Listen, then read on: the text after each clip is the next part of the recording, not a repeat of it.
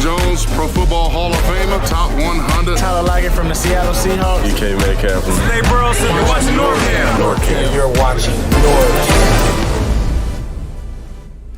Hey, what's up, everybody? This is NorbCam coming at you on this Monday, the day after the Seahawks didn't have the best of games against the New York Giants yesterday, losing by the low score of 17-12, was it? Man, crazy. But thank you for your patience. For those of you who've been waiting, we had some technical issues. You know, we're still getting all of our technology worked out, but we are doing it now. And I'm excited to, well, I shouldn't say I'm excited. It's hard to go and diagnose plays that were crucial in the game, especially when your team lost. But it has to be done, and I think it'll bring some understanding. Definitely, I'm looking forward to it and finding out what exactly went wrong, because it looked like from watching that game, there was a lot that went wrong for Seattle, particularly on offense, a little bit on the defense. But you know, there's no better way to understand it and not put blame in the wrong place unless you really understand kind of what happened behind the scenes. And that's why we're doing this Coach's Corner today. So before I bring in my special guest, Bill Marsh, I just want to quickly actually put some breaking news out there. You guys have already been talking about it, but we're not the only team that lost to the, quote, subpar NFC East, because guess what? The undefeated Pittsburgh Steelers, the mighty Super Bowl bound, write them in because nothing's going to happen to them. Pittsburgh Steelers just lost to the Washington football team. So it just goes to show any given Sunday, anything can happen. So the Steelers lost. Undefeated, no more. The Miami Dolphins 60s team can pop their champagne once again because their undefeated record remains intact. But also it's a little bit scary because now it's starting to tell me that, maybe this NFC East team that we now have to go play in a couple weeks, maybe this Washington football team isn't as bad as everybody's thinking it's going to be. So Giants were better than we thought. And maybe the Washington football team is better than we thought. So let's focus on the Giants. We got to jump into it here.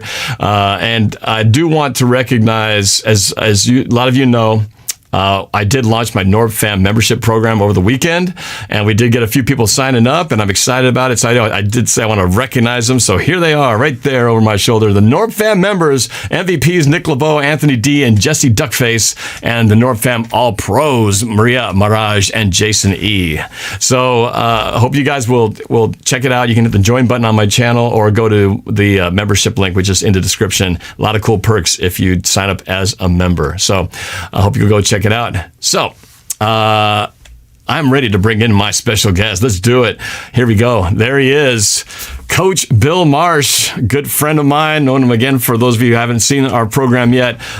We have known each other since the mid-'90s when he was a coach over at Eastside Catholic High School. We did over decades worth of some of the best high school football highlight videos you'll ever see. But we had some great times, great memories, and I'll never forget those times. But I'm honored to have him once again back on our second episode of Coach's Corner. Coach Bill Marsh. Coach Bill. Hey, thanks. Welcome back. Thanks for having me back, Norb. Yeah, I'm super excited to be here. Obviously, there's lots to talk about. Congrats on doing the NORBFAM, getting that started. I think that's super exciting. So many of the great things that you do. It's just a ton of fun to see you grow and have fun. And I'm sure people are going to start getting tired of us talking and reminiscing about the glory days of highlight videos and high school football back in the day. But man, oh man, you guys always far outreached, that we set each year for our goals. And I think our team, for the most part, outreached the goals that we had set most of the time. But the fact that you guys came along for that ride and continued to do it, and here we are, 20, 25 years later, still hanging on together and doing stuff and collabing, as they say in that thing. Man, super excited. So looking forward to breaking some things down for the fans tonight. Yeah, absolutely. So this we're going to get into the X's and O's in a second. But this was a tough game. I think obviously everybody was expecting a win from the Seahawks over the Giants. But it looked to me that the Giants were just more prepared, maybe more because they seemed to be the more physical team. What was your overall impression of that game yesterday as you watched it? What was your thoughts as we watched this, just like confusion watching what's happening to our team here? What was your overall impressions of that game? Well, I spoke about it last week when we were doing the roundtable with regards to their, members of their coaching staff, including their head coach, who were part of the New England Patriots back in the Super Bowl loss. So, sometimes when coaches move along, they get a chance to figure out, kind of what it is that might have their cue or take away Russell's game. And I think they kind of figured out what it might take to both get Russell out of sorts. But it's also one of those games where by about the end of the first quarter and then midway through the second quarter, you knew it was going to be just another one of those Seahawks games where we're just not going to crush them. And I think that's the frustration that people have is we feel like we're going into these games, we're hot. Here comes this team that, they're near the top of their division, but we all know it's the weakest division of football, that we should put 21 points on them in a heartbeat, be done with it. Instead, we're leaving points out there on the field. We're just not doing things the right way. And, people look out of sorts. And it's just, it's frustrating. I mean, even for man, I can take my coach's hat off and be a fan and be just as frustrated as everybody else because, you just want our team to just explode. And now we're in a position where, seeding becomes important, all those type of things, because we don't want to travel to certain spots. And the last thing I'll say on this component is I watch the Giants. Is the Giants are one of those teams I always feel like they have our number. Everybody has 2 or 3 teams in the league that no matter how well they're playing or how good they are as a team and how poor the other team is, when they face each other, there's just something that just doesn't match up right. And they're that for us. We have a difficult time with the Giants, and that's happened many, many times over the years. Yeah, that's true. I mean, I think we've done fairly well against them in recent years. But yes, there was a time when it was like, oh, we're playing the Giants, chalk up a loss right here. But anyway, you have to kind of go back a few years for that. But let's. Well, you ready to dissect some of these plays? I'm excited to see the plays that you've chosen as the crucial plays in this game and kind of your breakdown of it. So, you ready to jump into it, Bill? Yeah, and we're going to do it, a little bit different. I think each week as we go along, we'll grow with this. So, I think last week we just kind of went through a play-by-play with just one little aspect, and I've added a few different angles and some other things. So hopefully you'll be able to grow some football IQ with this. So yeah, let's go ahead and do it. You ready to go? I'm ready. Yeah, so whenever you're ready to pull up that play, and let's see what you got. All right. So first play coming up here, as we come along, and you'll see as we go through the games here. It's in sequential order of when they took place. And it should be coming in. There we go. Let me take it back. So this is a screenplay that took place. As you can see, it's late in the second quarter. And the situation we were in, and that I wanted to bring up, and the reason why I made it my first play, is I feel like Russ is just in a situation right now where he is sometimes struggling and forcing the issue. Plays that he used to get off before and that were successful, he's no longer able to make them happen because teams are figuring him out. They know that he's going to make the double loop scramble in the backfield. So they know where to position that second guy. They know that when a certain play happens and he's about to get sacked, he's going to try to make the play happen. Things that you kind of try to coach out of players, but they're the things that he's been able to do so great for us over the years that you let him go. But this year, more than ever, things have happened. So this is a screenplay, and you can tell right away because after the play action fake, what you're going to see is linemen are going to head out here to the left, which means none of the linemen can go downfield. And I'm not going to talk about the penalty that comes up after the play because of that. But what you're going to see is as Russ gets set, we're going to watch it through just one time here. He's getting trouble. Now he's just heaving it up there. Dangerous, extremely dangerous. So we take it back to the beginning of the play. What I want you to notice is when Russ gets back in this spot, he's going to be coming around, and as he makes a play action fake, you can see right here, these two linebackers, they're not biting on anything. Part of that is run scheme game, but part of it is because the look that they're getting is not selling them enough on the fact that it could be a running play. It could be based on personnel, it could be based on other things. But when you don't have linebackers that are flowing or seeing something, and the reason, something I don't understand about this play specifically is to run a play fake where you're going to bring linebackers potentially to the side. This guy floats to it a little bit because he's keying on the running back. We ran a play fake to the same side that we're about to run a screen to. So what did this defensive end do at the beginning of this play? Because he thought it was a potential running play coming his direction. His job is to keep his outside arm free as a defensive end. Well, now he's in a position to sit on that, which means we can't release this guy down the field. Same thing with this linebacker. He's in a position where he can see things starting to happen, and he's already sitting out there. And now he knows by the fact that these linemen are coming at him out laterally. Linebackers aren't used to seeing linebackers or both offensive line out there. So what's this linebacker seeing? He gets out there, he gets set.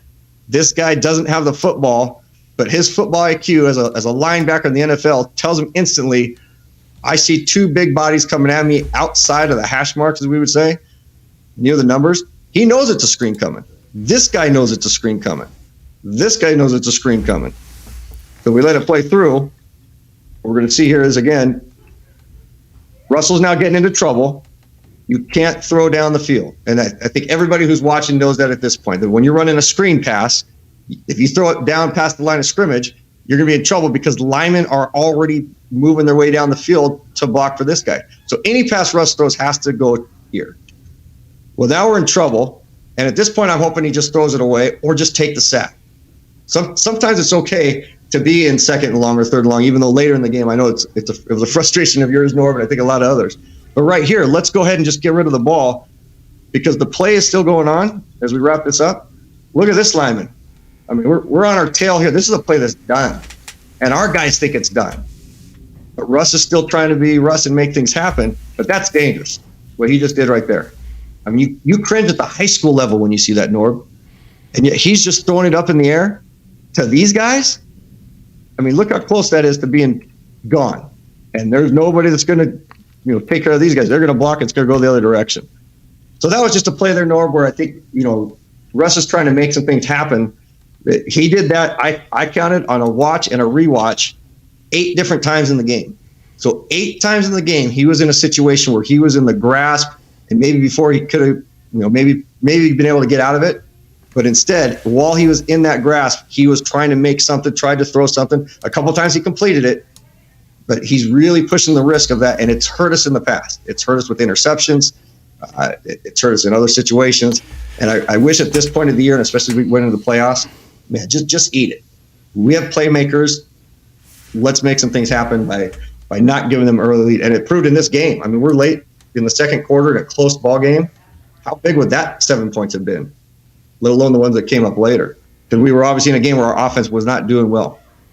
So you kind of defined what was happening in there. So what was it? Was it just the Giants playing really disciplined football, or did we not execute that screenplay and not sell it enough? Because usually, I think they'll always say every play is designed to succeed unless, all things being equal, the other team plays it better than you. So what was it that went wrong on that one? Are you? Let me know when I'm back up on. You're back. You're back on the game. Okay. You're back on the game. So great question. So here's what they're seeing. Again, I want you to just watch the running back. So as everybody's watching this play, I'm going to play at regular speed. Just watch the running back. And this is not Carson.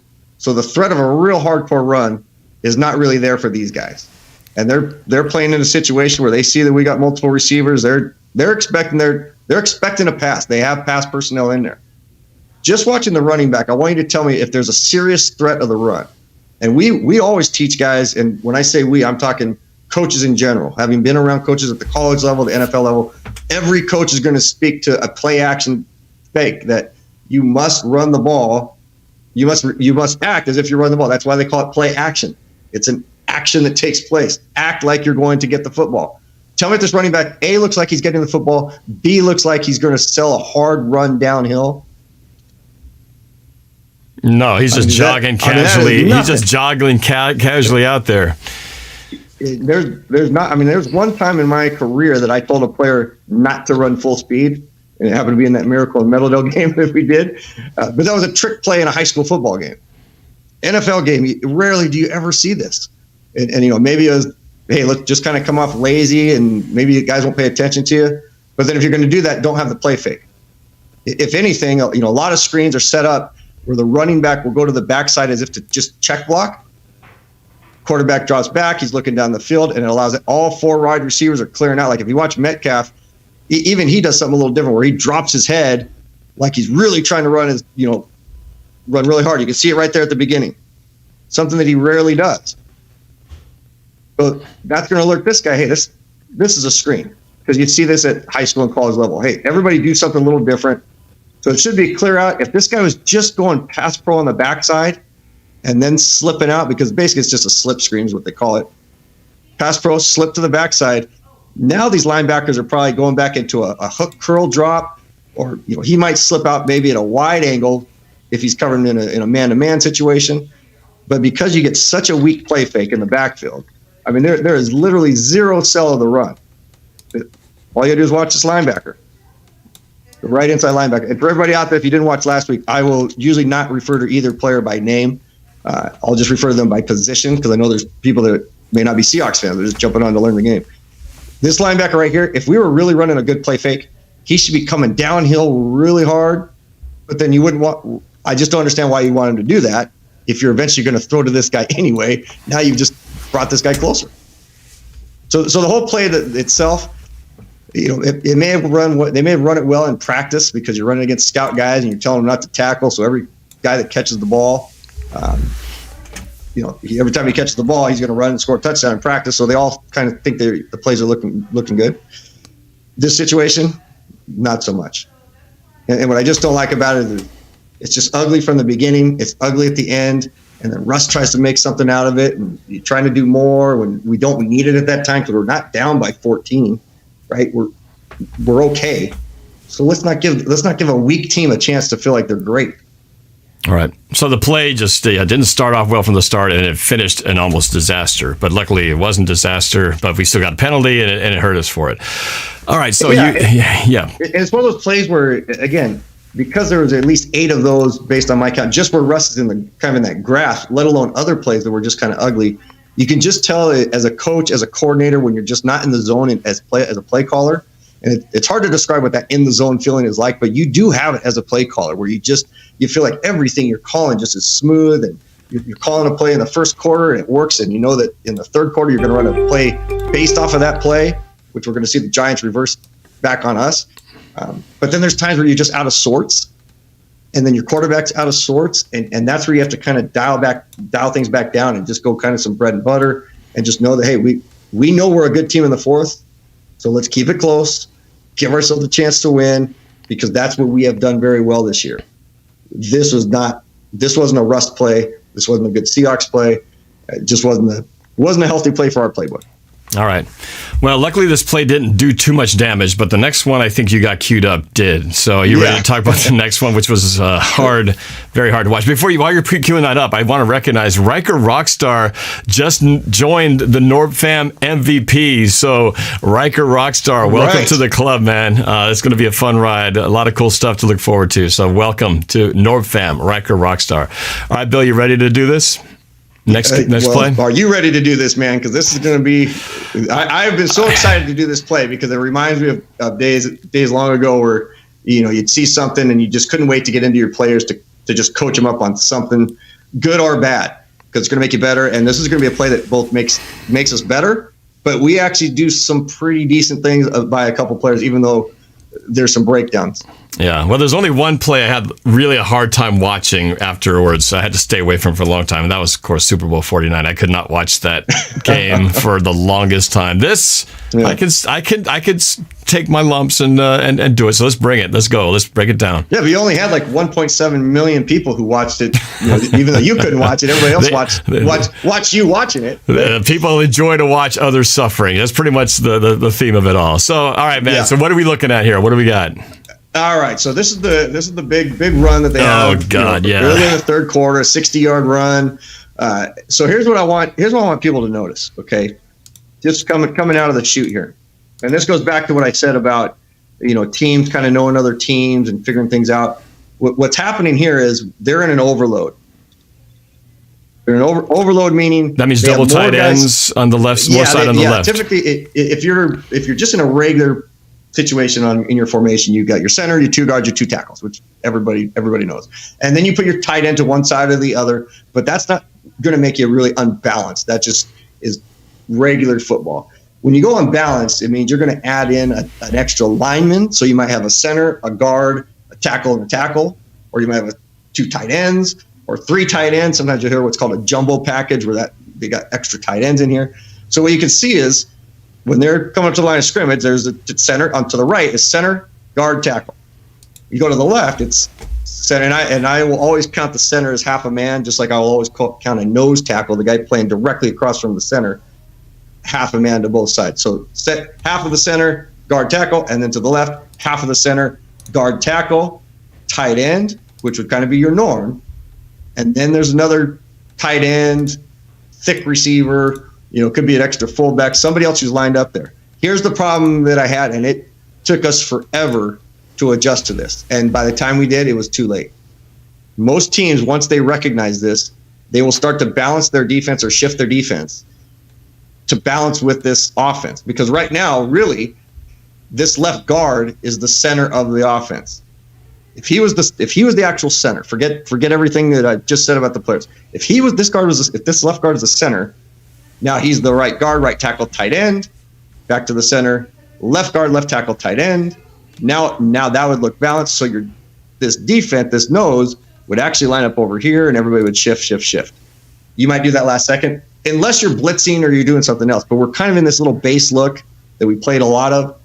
The problem we also have is we get outflanked. And one rule in football is you never want to have your last man on the line of scrimmage, linebacker or lineman, be outflanked, meaning you teach a defensive player to keep your outside arm free, which I just spoke about in the last play. Linebackers, outside linebackers, keep your outside arm free. Because if that gets hooked in, that guy's gone, right? So keep that outside arm free. Same with the defensive end, same with this linebacker on the line of scrimmage. Well, you'll see him adjust at the last minute. But what they're doing is they're trying to outflank us, and they are in a perfect spot. And they know that if this is successful, it's going to open up multiple plays later, because they're going to run things based on how we align to this. So I'm going to let the play run just as a reminder. We'll play back from the beginning. This is something that I've maybe seen 10 times in 10 years, watching a lot of NFL football. All four linemen, other than the center, pull. I mean, it is a rarity. I've never seen it in high school football. I've seen it actually once in high school football at a game, but not in terms of coaching against it. Haven't seen it in college. And here you're going to have the right guard, the right tackle, the left guard, and the left tackle. They are all going to be pulling to the left because they're going to massively outflank, because they obviously saw something in a previous game where a team came up in this formation, that team being the Arizona Cardinals, who did it to us a few weeks back. And they must have liked what they saw alignment-wise, and they said, you know what? We can outflank them and get guys that can take good angles here, because this tackle's outside edge here. He's going to be able to get out there. They even bring this receiver down, but the only reason they bring him down is to get a better angle to get back out here, which I'll get to in a second. So the four guys they're going to pull is this left guard, left tackle, right guard, right tackle. Boom. You can see it right there. Four hats, as I call it. Those of you who are new, I'll often refer to helmets as hats. Four hats going to the left.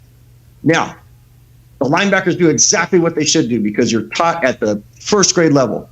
If you're going to be a great linebacker, read the guards.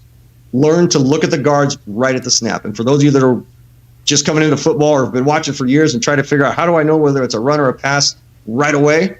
It's a game I like to play with my friends when we're watching. I'll stop it and see if they can figure it out. In the first fraction of a second. That's what makes these guys special. They can see right away that these guards, he's keying this guard in front of him, and he's keying this guard in front of him. And so what happens? They see these guards, because the guards are going to take you everywhere, Norb. If the guards pull to the left, the running play's probably going to the left. If the guards are coming right at you, you better go straight at them, because the running play's coming downhill. If the guards retreat, it's a pass play. That's the rule in 90% of offenses. And then you'll get a little wrinkle here or there. But most teams, they're running where those guards go. Well, these guys run all four. This guy, I heard one analyst say that he tripped. I'm going to argue that he actually did this on purpose as a cut block. Okay, because unless the turf biter came out and got him. But either way. So here's what we have. Even with just the three. Remember I talked about us being outflanked. This guy has this left tackle, center, guard, tackle. He has the perfect down block angle here to get him. We have down blocks there. He's going to be able to easily just step and reach out here. So we're going to get a wall off here. And the center, who's the only guy who's staying home, he's just going to chip and try to get to the next level, because he's really not worried about backside guys getting to it. Because the job here, Norb, is that on the backside, really their job is to stay home in case there's a reverse, in case this guy runs some sort of a counter back at them. So they're going to stay home a little bit, right? So here's we run the play. We go into it a little bit here. So here's what we have happening. Here's that wide receiver, and his job is to get to and it's awesome. I mean, as soon as I saw this, I saw these guys pull, and immediately I wanted to see what this receiver did. And I saw that he went to the top side shoulder, meaning he wants to get to this top side shoulder to get him to the sideline. Because most corners, their job is to force the play in. So they have him set up perfectly. Receiver wants to block him outside, but the corner's job is to stay outside, or what we refer to as a force or a secondary force. Because the reason they have corners do that is because you have 10 guys coming from the inside to help. Well, as we continue to move the play, here's that guy getting blocked here, linebacker. Right? He gets The that center. second level. Got to the second level on Jordan Right, Brooks. the center. Yep. All he did, he just crossed face here, and he got enough of him that he Slowed him down. because he's a nose. And now he's got the perfect wall. We were outflanked here, so we got that there.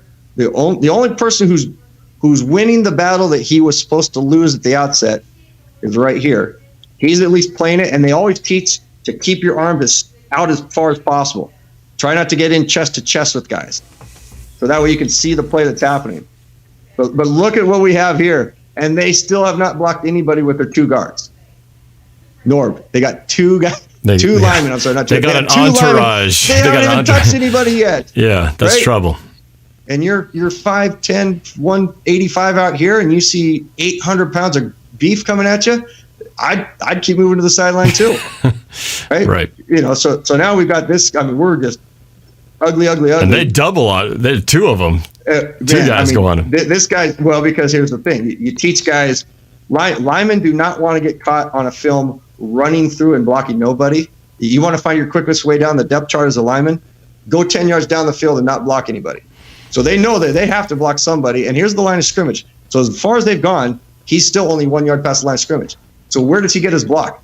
1 yard past the line of scrimmage, right? The only guy that, and actually I'll loop that back through because I want to get to the end of it.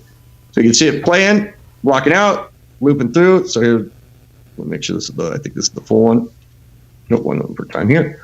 As we see it playing through, coming around, and I'm going to have it playing back to the full play here. Just give me a second here, Norb. On this, right about, let's get it right about here. So before he actually comes through in there, I want you to see it from behind. So here's the same thing. Now, everybody who's out there watching, those of you who are about to jump to MVP level in the NORBFAM, go back to your glory days. It doesn't matter what sport you did. You see this running back come through here. I mean, man, oh man. That hole. Where's the time that you see a lane like that and you can he's still out of his peripheral vision, knows he's got this big guy, he's got a big guy here, and our arguably best player is done. Now, he's not thinking that, but man, how could you not be excited to be a running back? I mean, look at the lane. It is continuing to open. You could drive a car through that. Unbelievable. You could drive a car through that lane. Man. I mean, you can see he's like, hey, now here's the thing. Which is, hey, we're going to score. We're going to score. So the next part is what, to me, basically makes us the champion piece, which I'm going to go back to first time we get to this. Okay? So here we go. Now we're getting to the end part of this play. We struggled up at the front side, but what happened was this wide receiver right here. Let me back up just a second. Seahawks thought this was going to be a play-action pass. Without a doubt, they thought it was going to be a play-action pass, and here's why. When we're in this defensive alignment, the play starts to go the other direction. Our corner right away comes in on a blitz. But you're not going to blitz from a corner position unless you think it's a pass.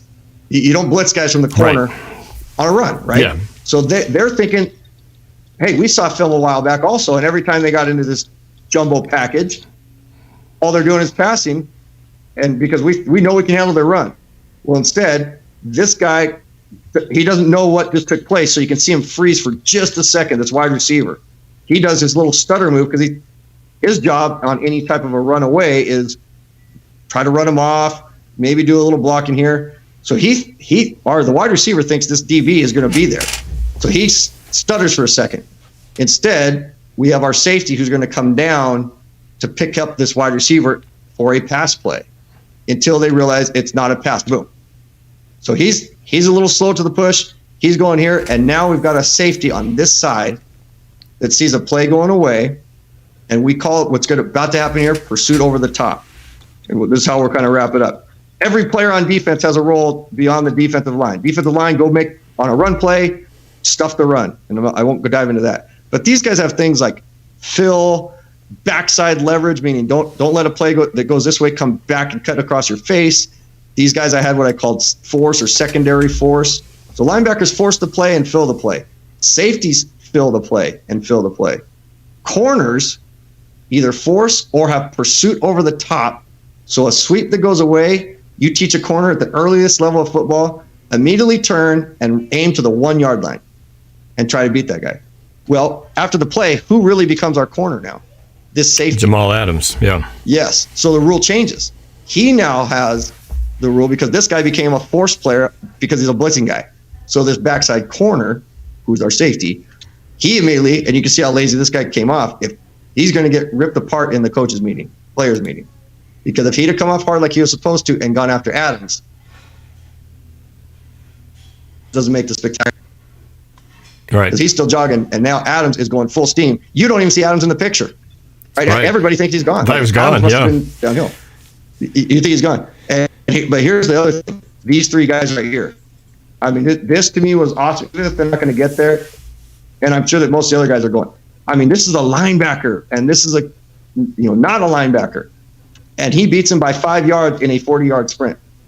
Like, that's the heart I want to see out of our team. A play that's not going to work, and now who the heck is this guy? Future Hall of Famer. That's what this is. Well, it's kind of reminded me of the DK Metcalf Arizona Cardinals game where he chased down the would-be pick six of Budda Baker, right? And it's not quite as dramatic as that, but had he not accelerated out of the gates, he wouldn't have got there, right? It's not dramatic because it's not a wide receiver who's our Mount Rushmore of kind of the face of the team right now. Even though I think he's Adams is going to quickly become one, because this guy makes so many plays. From what I understand, he's actually just a couple sacks shy of the all-time record for safeties, and he's missed 4 games, right? Right. But here's a play where he was the corner on the left side of the field, sprints to the far side, and again, I'll guarantee you his angle is to the 1, and then he's adjusting his angle as he goes. His job is not to do what I see so many safeties do in the NFL and corners do. They do what we call the Olay tackle, where they get close, this guy does a little stutter or slow down, and then accelerates back up, and then this guy just misses and he dives and whiffs at him, kind of a little fake effort play. He does exactly what you want a guy to do. Full speed until you know that you are across his face and you don't need to try to make the tackle. Just slow him down. A lot of people are like, why did you wrap him up? Because he has faith in a Pete Carroll-led defense, and yes, it's Norton, but this is a Pete Carroll. Your head coach teaches this. We are going to sprint to the sideline on every play and sprint to this, sprint to that. So he knows, hey, if I'm going to bust my butt, other guys are going to be there for me. Well, he gets there. Thank God he sprinted because he's gassing out. He may or may not get there, but he is there. He is there because he got there. Yeah, right? And Jordan Brooks is a fast linebacker too, so that speed helps out too. So, and it's one of those things where yes, okay, we know it's going to come up.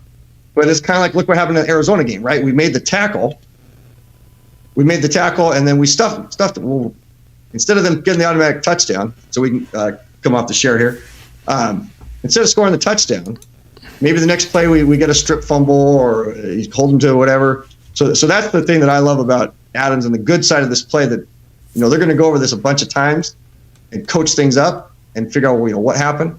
But they're also going to look at that defense and go, okay, we're starting to find a little bit of personality. We're finding some heart. Yeah. Those are the things you want to see, that type of play kept us in a ball game, I think. Because I think guys saw that and see that hustle in the film room, that they didn't notice it in the game, but then they saw it in the highlights afterwards, and they go, man, like, we got that guy. He's playing that hard. We need to play that hard every play. Like when we're running a screen route to the left, we better be running hard downhill, right? And not play it hard downhill. So just neat way to end the play, but obviously brutal that we gave up that big of a run. In a game we're up 5-0, struggle a little bit with it. And actually, Norb, if you can come back to the share real quick. Yep. because I think it's a front view. Yeah, be able to find this angle. I was pretty excited when I got this. Again, you can see. I mean, I always look to see what's going on around. Right, I'm just gonna let it play at regular speed so you can see it. I mean, that's just awesome. It is flat out awesome. Yeah, but came out of nowhere. Hey, we're scoring. The coach, we're scoring. But man, the hustle. And you can see how quick that was. I'll play it just one last time.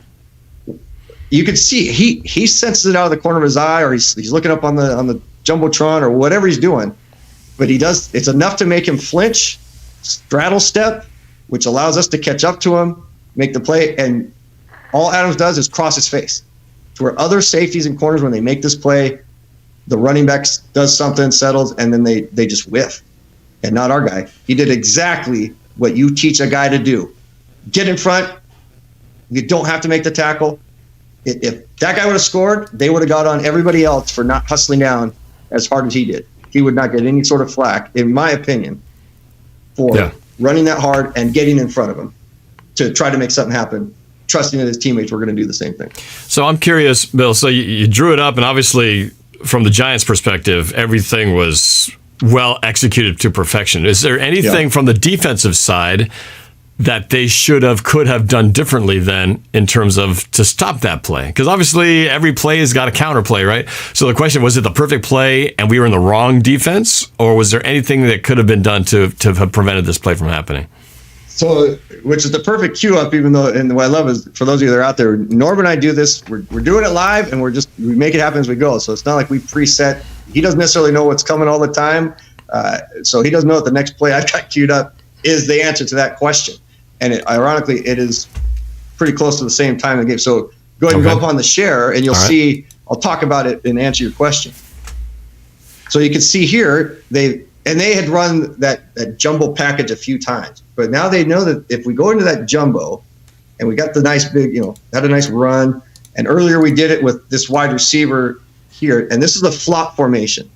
So in high school, we can get away with what we call flop it and run it again.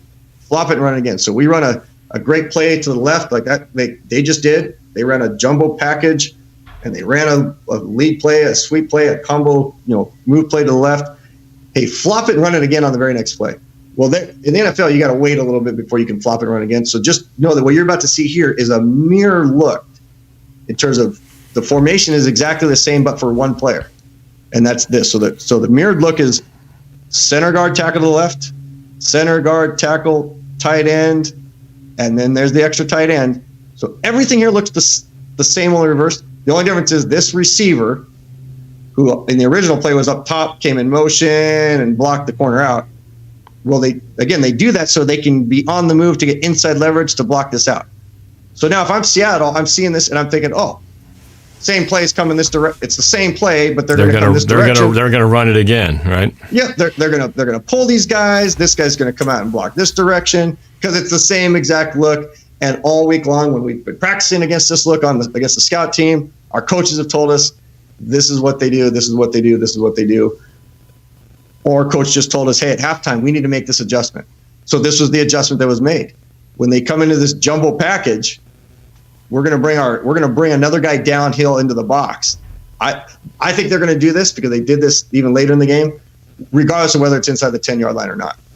So in the previous play when they did it, there was only 5 linemen, or as I would call it, even though there's linebackers here. So you have a down, linebacker, but now we've got a safety that's crept up here. And now this corner's out here. So we start to run the play. Again, job to be to read the guards. He's blitzing too. We're coming. Yep. So when you're blitzing, reading the guard, that is off. We call that an off quote. So blitzing means you just go after and make the play. But you can tell right away the look you're getting. They're flowing. It looks like the line's all flowing to the left, right? Yeah. So there's a little bit of a downhill look. Where, again, at the high school or college level, you could understand, hey, even the NFL a little bit, linebackers are seeing this kind of zone look to they're all moving to the left, so we better go that direction. But here's the thing. There is no real play fake back here. And this tells you that they are reading the guards because look where the running back's going over here, and there's our linebacker there, and our linebacker sitting here. Here's the problem in the adjustment. when they talked about, for the last couple of weeks, I've talked about our defense being too quiet. Last week, they started to seem to have a little bit more volume, but I always look at their hats. Before the play, our hats looking left and right. And Bobby is a quiet leader out there. When we had in the days of Cam and Earl and Richard and those guys, I mean, those guys were pointing and turning their heads because there's no secrets on defense. Offense, it's all Omaha, Omaha, Omaha. Even McCoy was saying Omaha if you heard it on the live thing in the game. You heard him saying Omaha. That's because he never gets in the game very much, so he wanted to be able to say something like Peyton Manning did. But defensively, you talk. I got this guy, you got this guy, and it could be a camouflage because you're in a zone, whatever.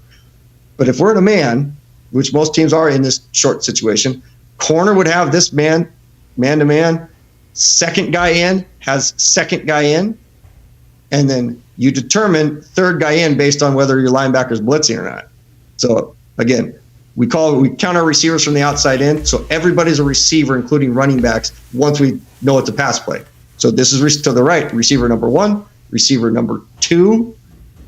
Now, this could be a potential, but he's so tight on the line, it's hard to tell if they would call him for being covered up.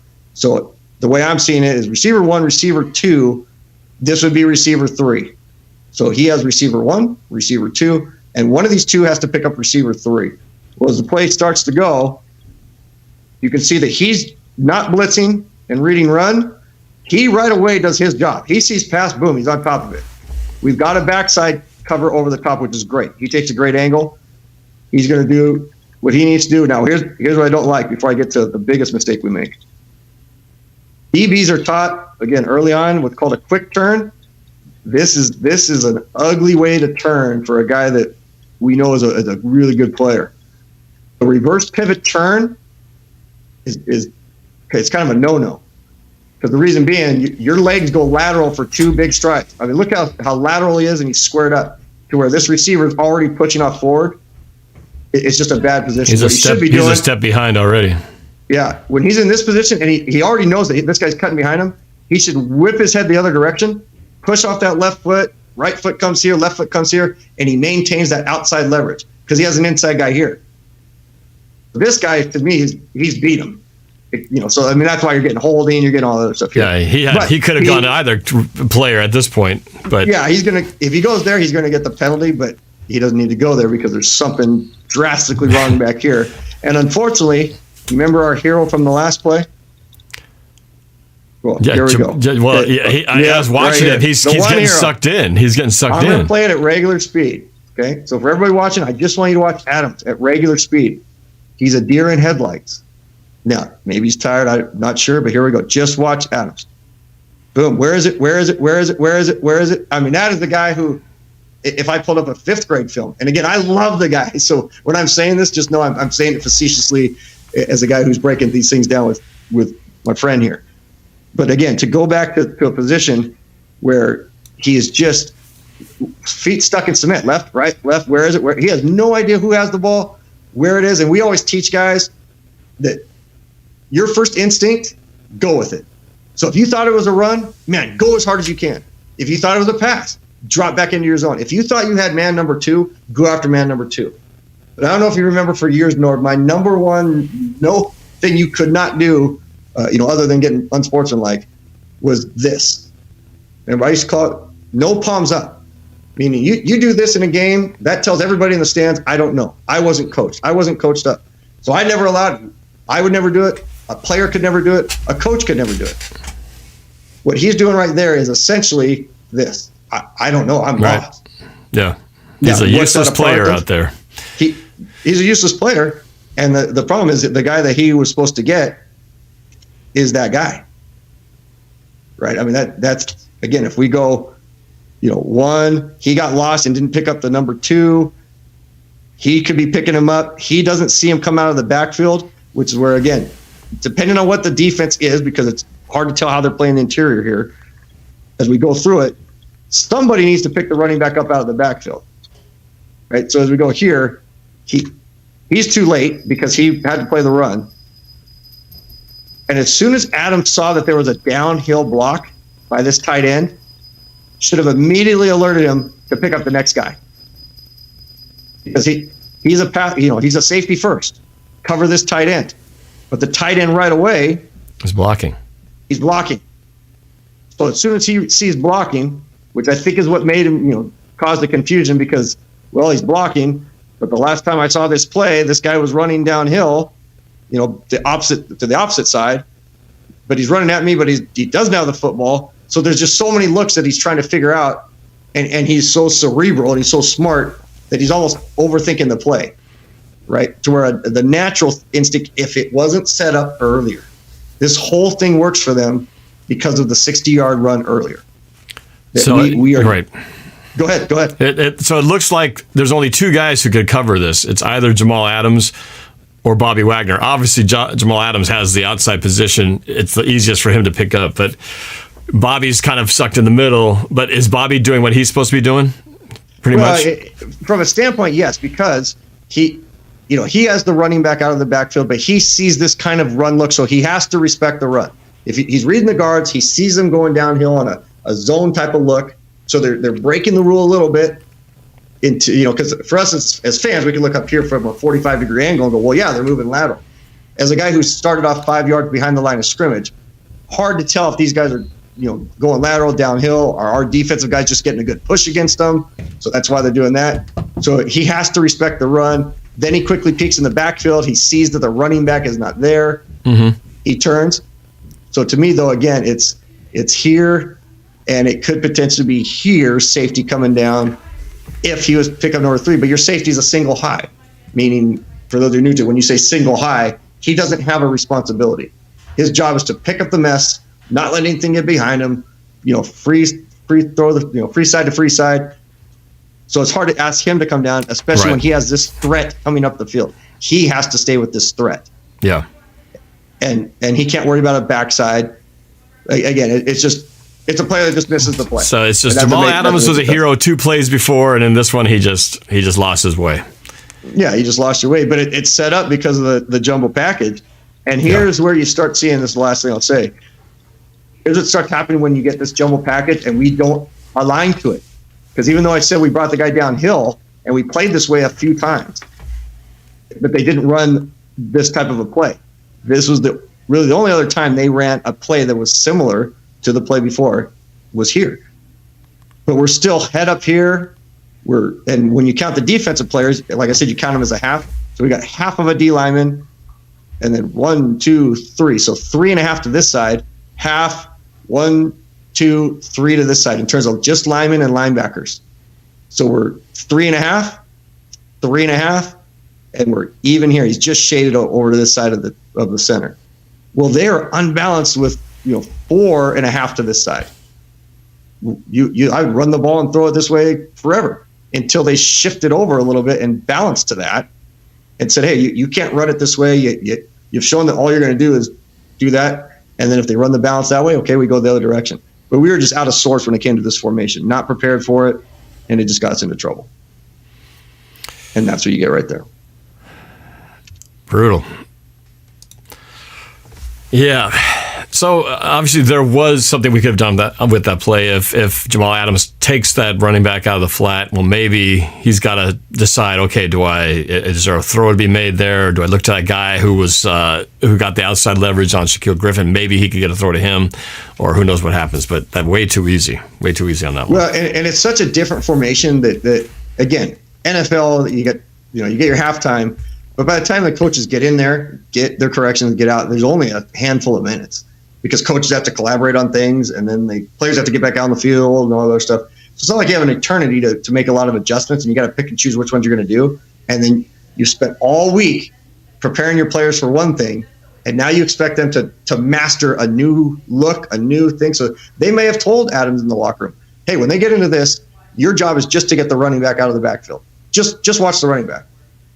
But if they made 3 other adjustments, and all week long he's watching film, that's hard. That's really, really hard when teams come out and do something that you just don't expect them to do.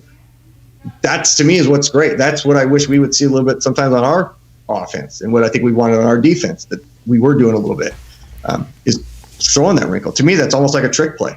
You're coming in with that jumbo package. They probably had 5 plays that they put in for the Seahawks this week, and because one of them worked really, really well, it opened up all the others. Yeah, they were in that formation a lot. After that point, I kept seeing that formation over and over and over again. So well, and I'll show you why. Just on this one, real fast.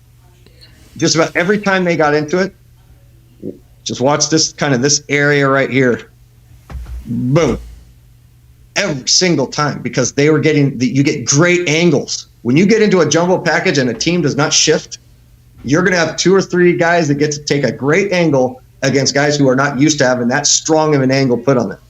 And we were having linemen and backers blitzing on their back because this jumbo package was giving us so much problem. And so when you get a guy on his back, I mean, if this had just been a run play, we had run plays where our guys are on their back, well, then you just got gaping holes. So that was the issue with that one, just a struggle. And again, we're probably not going to play a team that does that again. Then again, teams are going to see that. Maybe they should see it and go, hey, we're pretty good. Let's do it until they stop it.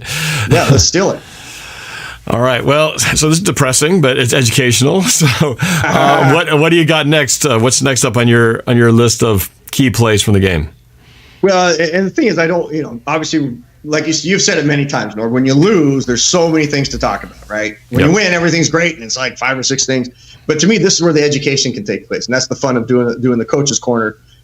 I want everybody to see things and learn, so as you're watching games in the future, you have a better perspective of why things are taking place, and it's not all let's blame Russ or let's blame Jamal, right? Or let's blame Bobby just because we don't know other players' names or know other positions.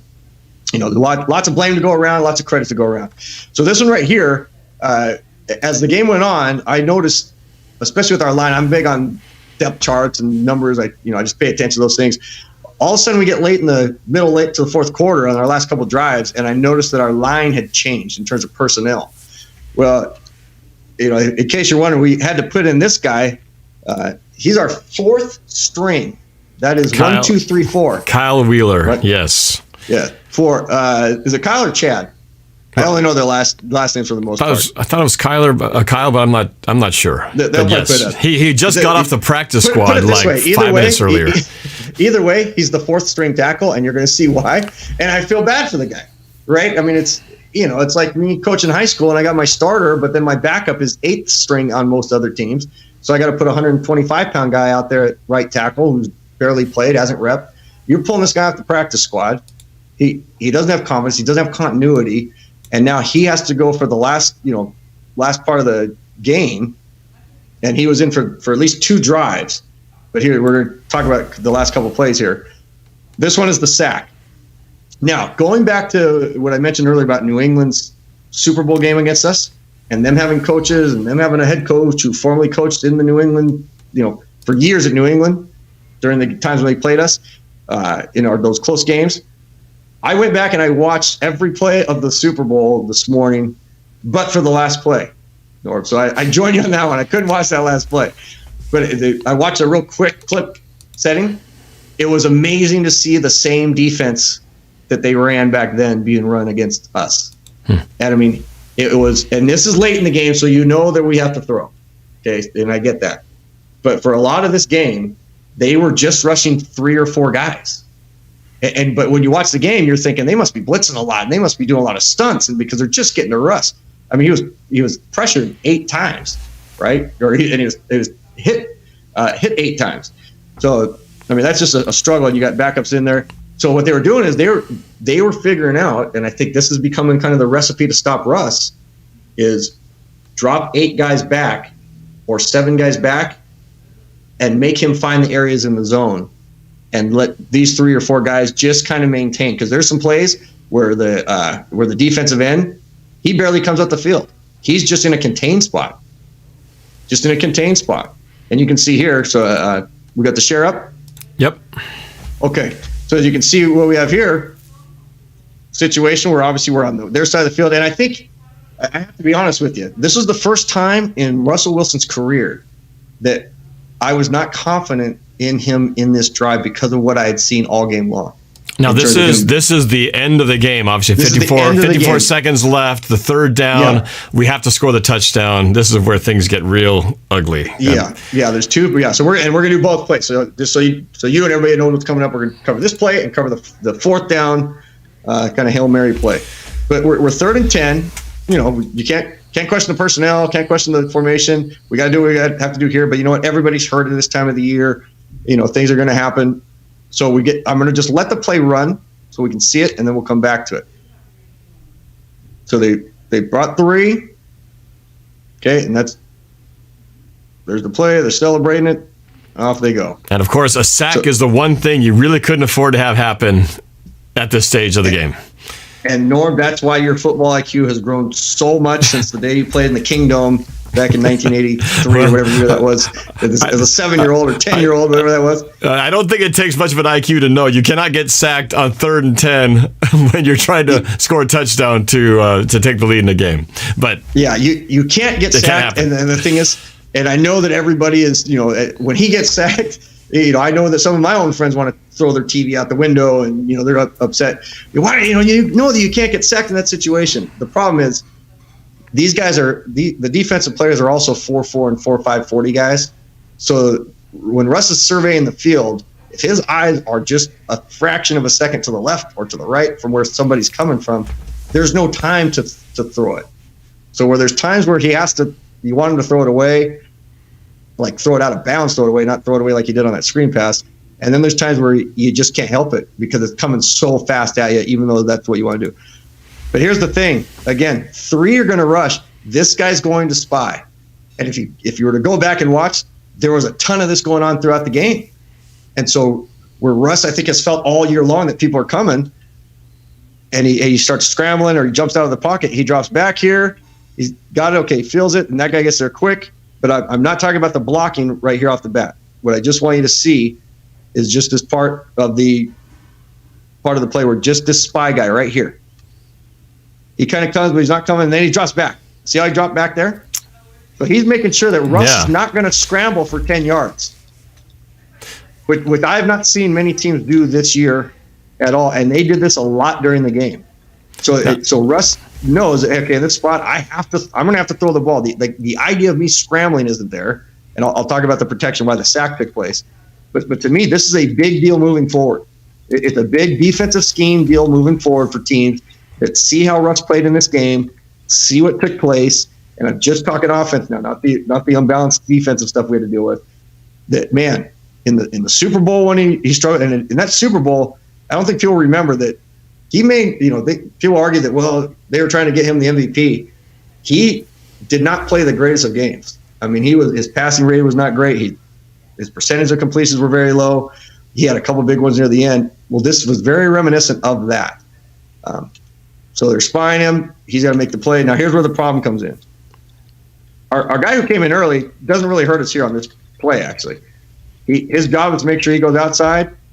What we have happen here is, as linemen go throughout the game, they start to get tired, which opens up holes. And when guys are creating a pocket, what you really want to see is not too much space get created in between them.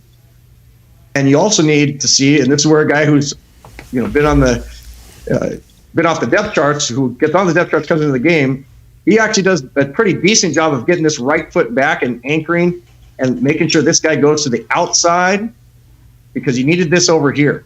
The problem is not so much on this side, it's what happens over on this left side over here.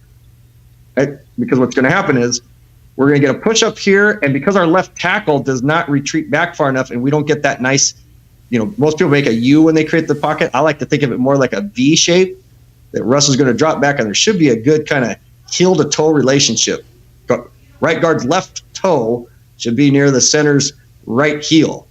Right tackle's left toe, as he's dropping back, should only have a foot or two from him to hit the right guard's right heel. Same thing on the other side. Well, as we run the play, as a coach, I'm looking right away at their feet and look at our left tackle's left foot, where it goes. We should be able to see it the entire time. It should kick back and then right away kick back again, and he should be ending up here. Instead, it's a lateral step and then another lateral step. So now look at where our V is getting started here. It's getting started here, and it's broken here.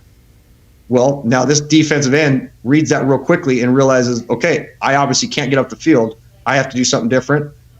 And this guy's getting a nice little bull rush to this side. So look at the problem with creates. If he would have retreated back like he should have, this defensive end most likely continues to come up the field. because I honestly don't believe this is as much of a delayed stunt as it was a let's contain Russ. We're gonna drop this guy back. We're not gonna let Russ sprint out here. He's gonna kind of go out. He's gonna go out. Let's see if Russ can throw it down the field, because we haven't seen any team do that. Instead, we get this up the field. He has no choice but to come in here, and there's what you get. So it really is Dwayne Brown. Dwayne Brown was the culprit on that play. Yeah. The only reason I introduced our friend here is because of what's coming in the next play, but also to show that, you know what? He wasn't horrible on every play. Yeah. But you know what people are going to say? They're going to go, I heard it multiple times this morning. And fourth string tackle. Fourth string tackle. And then, so, of course, that's the reason we can't blame Russ, right? And I'm the type that I got to be honest, right? It's just who I am as a coach. You know, if we're going to give Russ all this credit for things he does, which are awesome, I'm a Russ fan, but we have to look at the other things, right? So there's times where he makes mistakes, and same thing when we want to blame the line or blame the fourth string tackle. When you know what, at this position, he did a good job. I mean, look at he's in a great position right there. But if we go back and see the beginning of the play and watch it just regular speed again. So you don't think that was a stunt? You don't think that was a cross stunt where the inside tackle goes out and the end goes around? Do you think that was just because of what happened with the way Dwayne Brown started his initial step back or step side? I'm not going to say that it wasn't. I'm not going to go so far as to say that it wasn't. The thing that keeps it from being the thing that makes it questionable as to whether it was is the retreat of the left tackle. If he retreated the way he should have, and he did the same come up delay, then yeah, obviously it's a stunt. But if that was the case, we pick that up. We would pick that up because teams stunt all the time. There's not 18 sacks in every game, right? Well, the reason being is if we would have got that retreat back here, our left guard would have seen because they're constantly talking down there. So our left guard's getting the block, and as he's blocking and he's moving to the left, and he sees that his left tackle's back here, he can push this guy off to him because he's also looking at this guy. Linemen are the smartest guys on the field, contrary to popular belief. I mean, I will always say that the center is the smartest guy in football because of all the things he has to learn. He has to learn every position on the offense, the line, the calls, the blitzes, everything. Mm-hmm. And you build everything inside out. So, now this left guard goes up, left tackle goes back. He can push him off, leave him to him. Now he would pick him up. And then now he would just step in and we'd have that nice V and he picks up that stunt. Instead, he can't let him go. Right? He's not going to be able to let him go. So now he heads up the field. He comes back inside. And so now we get the block that takes place. And unfortunately, we're not able to see down the field. But the coverage is, they're getting in what everybody hates, which is the deep prevent. But they know they need 10 yards. And what I actually like is that they're playing up tight. And by I'm talking about the Giants. Instead of having guys way back here, it's, hey, we like what we're doing. We like that we're containing. We like that we've got a quick guy, that we brought in to make sure that we've taken care of this. I mean, this is a player right here, right? It's not their standard guy. This is a guy that can move. He's going to just play lateral, not let him get the first down. They got coverage here. They got coverage here. They're not even playing a regular prevent. So it's trouble all the way around. It's a great game plan, and they feel great right now. So that was kind of the ugly and the ugly of that one. Oh boy! And here you can see it from this angle. And I apologize. So some of the angles I forgot myself. I get so excited talking about them that I we got it. Go ahead. But this to me is great because you can see, and this what I love about end zone angles, and we're going to start bringing more end zone angles in. It's the best way to learn the game of football. Because you're seeing it through the lens of the quarterback and the lineman. And I think people are usually surprised the first time they ever see an end zone view because they usually think that the linemen are foot to foot, that it's just really tight in here. This is actually very tight splits. And we call them, for anybody who's new to the game, splits are the difference between the left tackle and the guard, the center, all the way across. So this split right here, this is pretty tight, meaning they're thinking they may be stunting, they may be blitzing. So let's not let anybody get into these gaps, which are the most dangerous ones. You always protect inside out. So we don't want them to get through these two simple gaps here, which for the defense are the A gap. So just for a quick educational piece, A gap is on either side of the center. And then you go A, B, C, D, working your way out. So to the left, A gap, B gap, C gap. Going the other direction, A gap, B gap, C gap. So if you ever hear someone say, man, that lineman got through the B gap, or that linebacker blitzed through the C gap, all you do is count or say A, B, C, D from left to right, whichever direction, and that is the gap. So this A gap right here, as the defense would see it, offense, they use numbers and other things, but it's natural to use letters. This gap is pretty tightly protected, but as you can see, as it starts to move, boom. And why we're doing this, again, I'm just struggling. Is it coaching? And I can't blame coaches at the NFL level. But at the same time, I have to wonder, and I'm certainly not an expert. I'm not going to claim to be an expert on it. I've just coached the game for a long time and been around some really fun, neat minds. And I'd spent a lot of time with a guy by the name of Howard Mudd, who was the offensive line coach with multiple teams, including Indianapolis Colts, where he won a Super Bowl and unfortunately just passed away recently. But talked all the time about how your feet constantly have to be moving, but you always have to step with the correct foot first, and you never bunny hop. And what I see here constantly with our linemen, and it's been happening quite a bit of late, is this little bunny hop move where we're really not retreating. It's just like a step. He's kind of hopping. He's definitely hopping. He's got way too wide of a base out there. I mean, really wide base, and he's lateral. It's like very little confidence. I mean, this is what Russ sees. And to me, this is the fun part right here, man. Like, I love this. Like, so for an instant, Russ sees an opening here, but this is our pass pro. Like, we should never have a 5-step, a 7-step, even a 9-step at times, based on how deep they get. This V is definitely not a V. I don't even know what letter of the alphabet you'd call it, but it's definitely not that. Right? So boom. And looks like a W. Yeah, and that's what I thought too, right? It's kind of this wonky thing. But again, you have a great block right here. The low man wins. You're going to hear that a lot. The low man wins. Here, nice arch in the back. Chest is out. We say play with a proud chest. Best thing you can do in sports is play with a proud chest, and especially in football. So he's got a proud chest. Good block. He's doing what he needs to do. He's protecting his both sides gap. He's not letting this gap open up. Right? Nothing's coming. He'll help if he needs to, but he knows to retreat. He's got his arms out. We actually have a pretty decent job. Proud chest. He's got the proud chest, helmet low, but we're just in this bad position. And we've sent our running back out, which is another key piece here. Oftentimes we might keep our running back in, but we've sent him out of this play, which is, I'm fine with that. But he's left. He's gone. So we're leaving 5 to block 3, which you should get. But the last piece I'll talk about on this is look at Russ's head. Okay. Now, it doesn't mean his eyes are necessarily there, but usually if his head was looking, if his head seemed like it was matching with these hash marks, you could argue that he could see this coming. But his helmet, because this is where the ends of the Seahawk emblem logo come together. I mean, his helmet direction, his face mask is towards the 10-yard line right now. I'm playing this, I'm going fraction of a second. He just now came back and sees that this is coming. And this guy just takes one lateral step and he's done because, and it's not our 4th-string tackle's fault that he's in the way. He's done his job, but there's nowhere for him to go. And here again, Russ, just hold the ball. Right? Don't try to make something happen. But there's nothing there. Like, we have no receivers over in this space.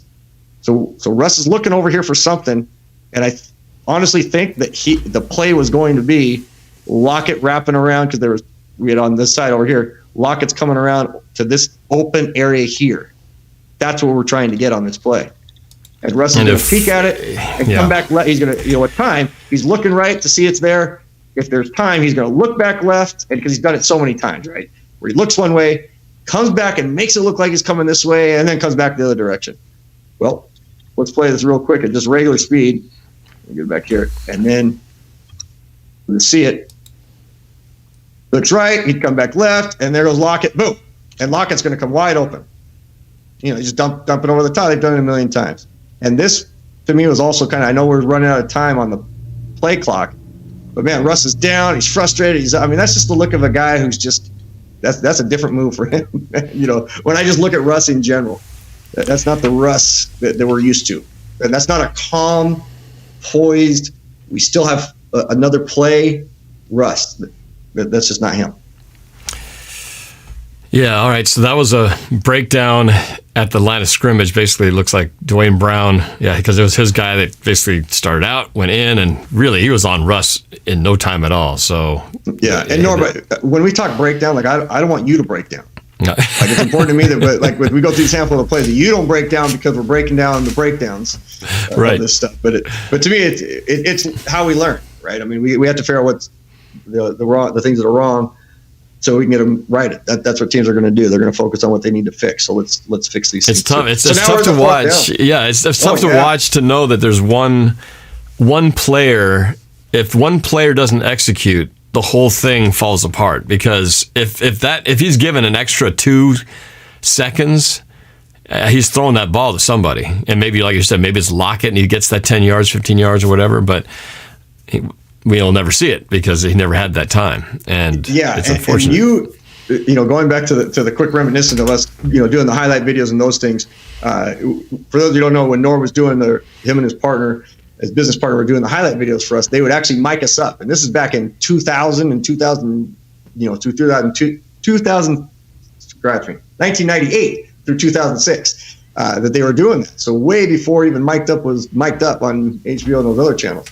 Well, they could hear everything I would say, and they actually captured the biggest win of my career.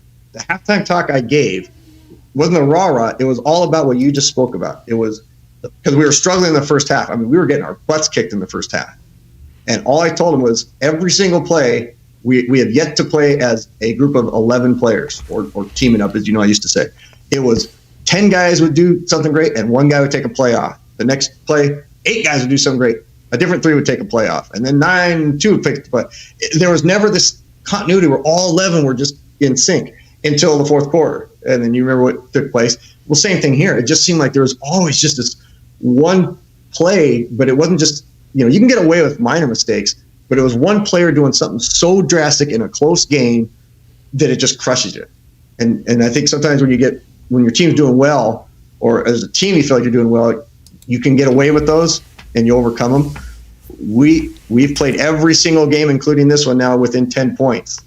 Right? Every game this year has been within 10 points. Right. No room for error. We don't have room for error. We're not a team that can just go out and dominate teams, and especially in the fourth quarter, we can't have that. So now, when you tell me when you're ready, Norb. All right. So the final play of the game, the last 4th and 18 play, with it's do or die right here. Yeah, all right, we're ready. And again, this is I think this is a pretty decent Giants team, because they're hot, they're playing well, they're doing some decent things, and we're in the ball game. So 4th and 18. The commentary I'd had before it is we only need 18 yards and an inch, right? So the desperation that we get here, to me, over the course of my career, and I made the mistakes early on of, hey, we're in something in 4th and forever, or something in forever. Let's just send guys deep every play and hope we make something happen. Well, then you start realizing, what? We actually have plays that are good at 25 yards, 20 yards, our crossing routes. Even if maybe we catch it at 20 and they make the play, let's give ourselves a chance. So I want that to be kind of our thought process as we're going into this 4th and 18. We know we got a stud here. We know we got some a couple of studs over here, but we got guys that can make some things happen. So let the play happen so we can watch it. We saw it, and he's dropping back. He does a scramble. We know that there's guys down the field, and now he's going to heave it. And you can see the guys that are there. Okay, we know what took place.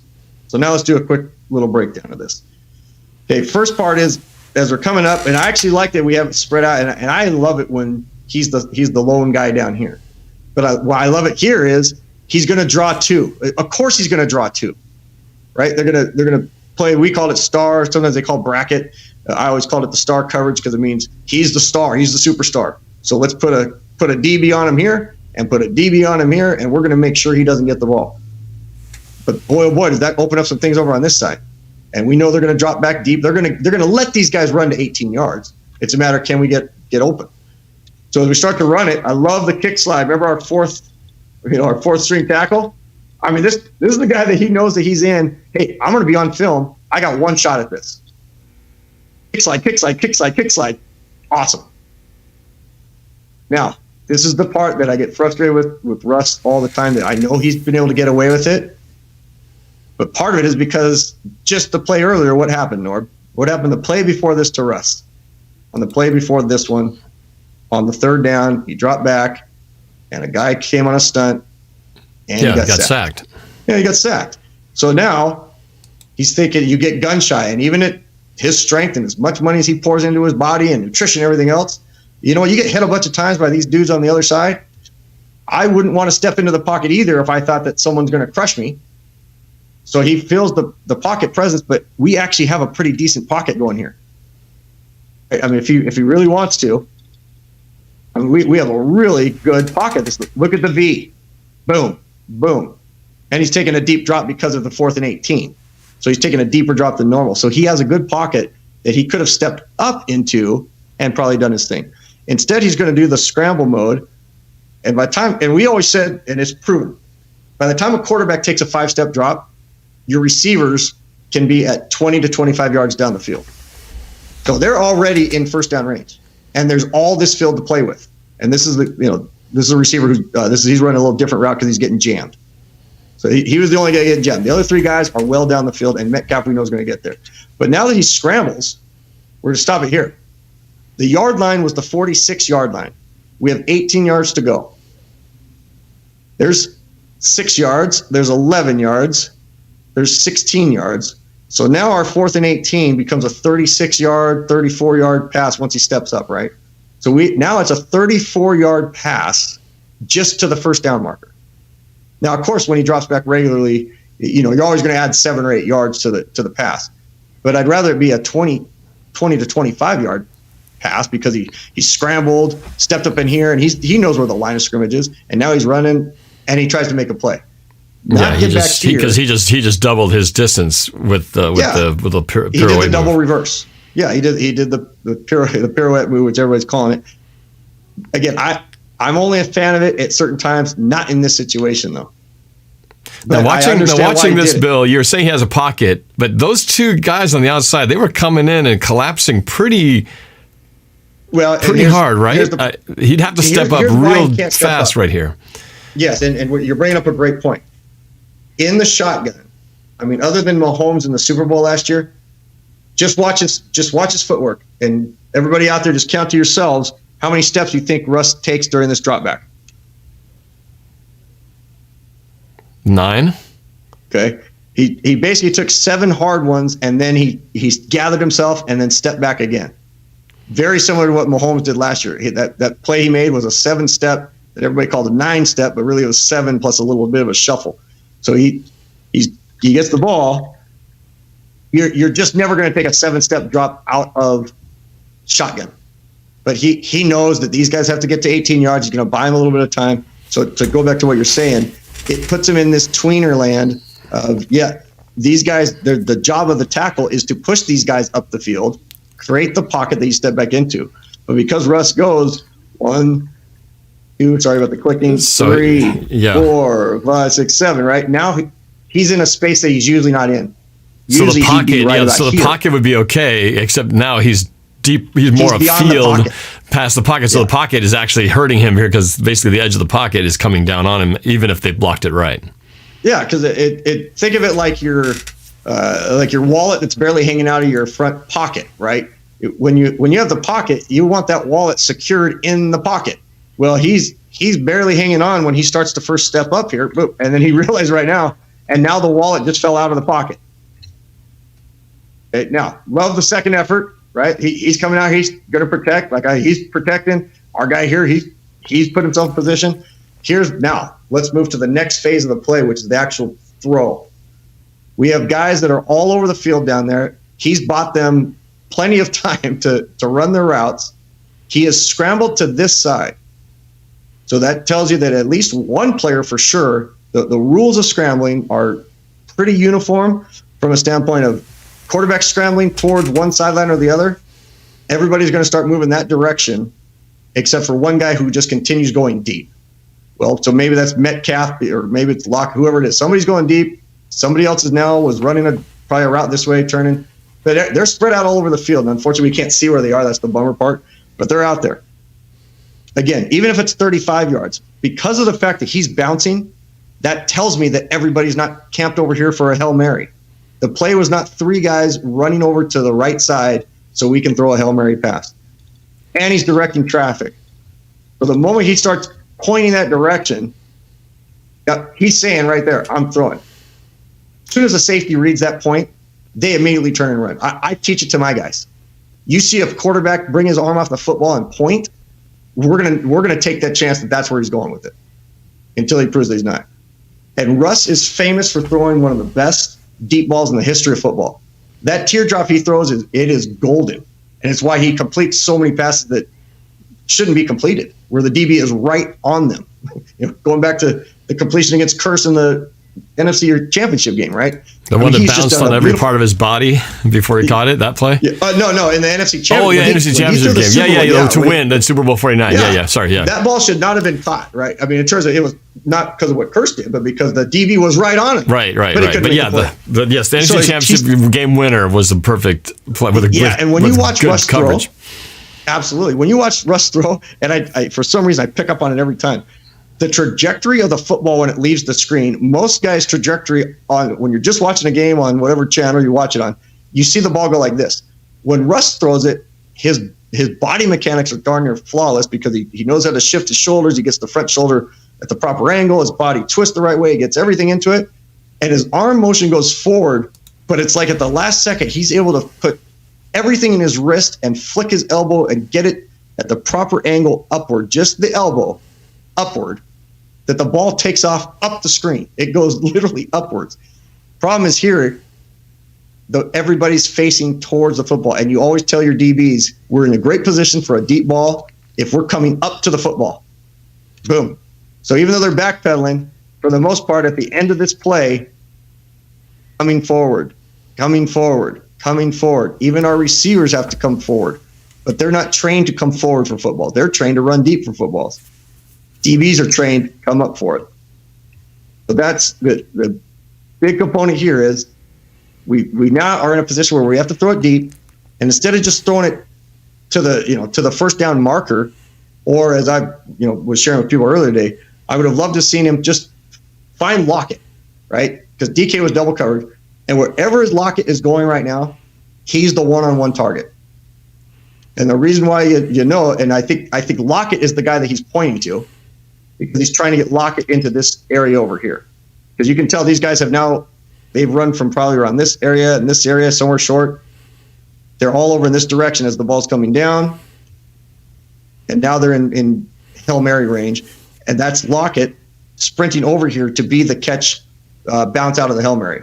And when you teach Hail Mary in football, you teach everybody's going to go out for it, but we need at least one receiver or running back to be 5 yards this side in case there's a bounce out. And I think a lot of people thought, hey, we're going to get that, right? For a second, you think, we're going to get that.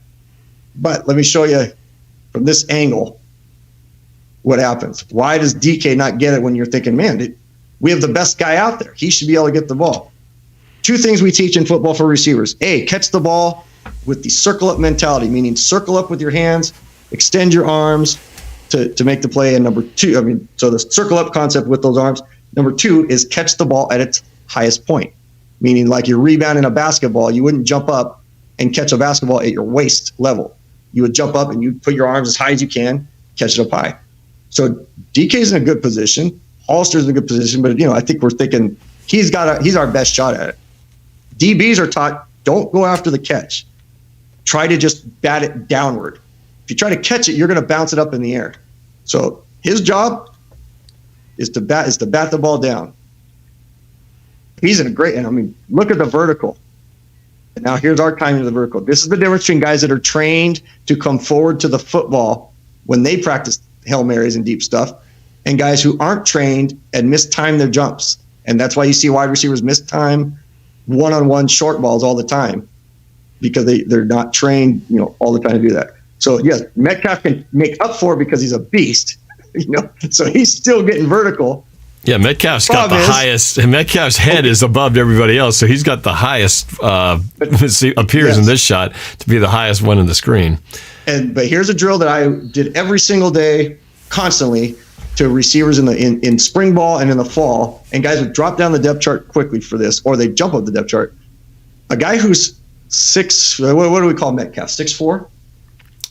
Let's call him 6'4", 6'3", 6'4". Let's say he's 6'4", and let's say let's say he's even 5'10".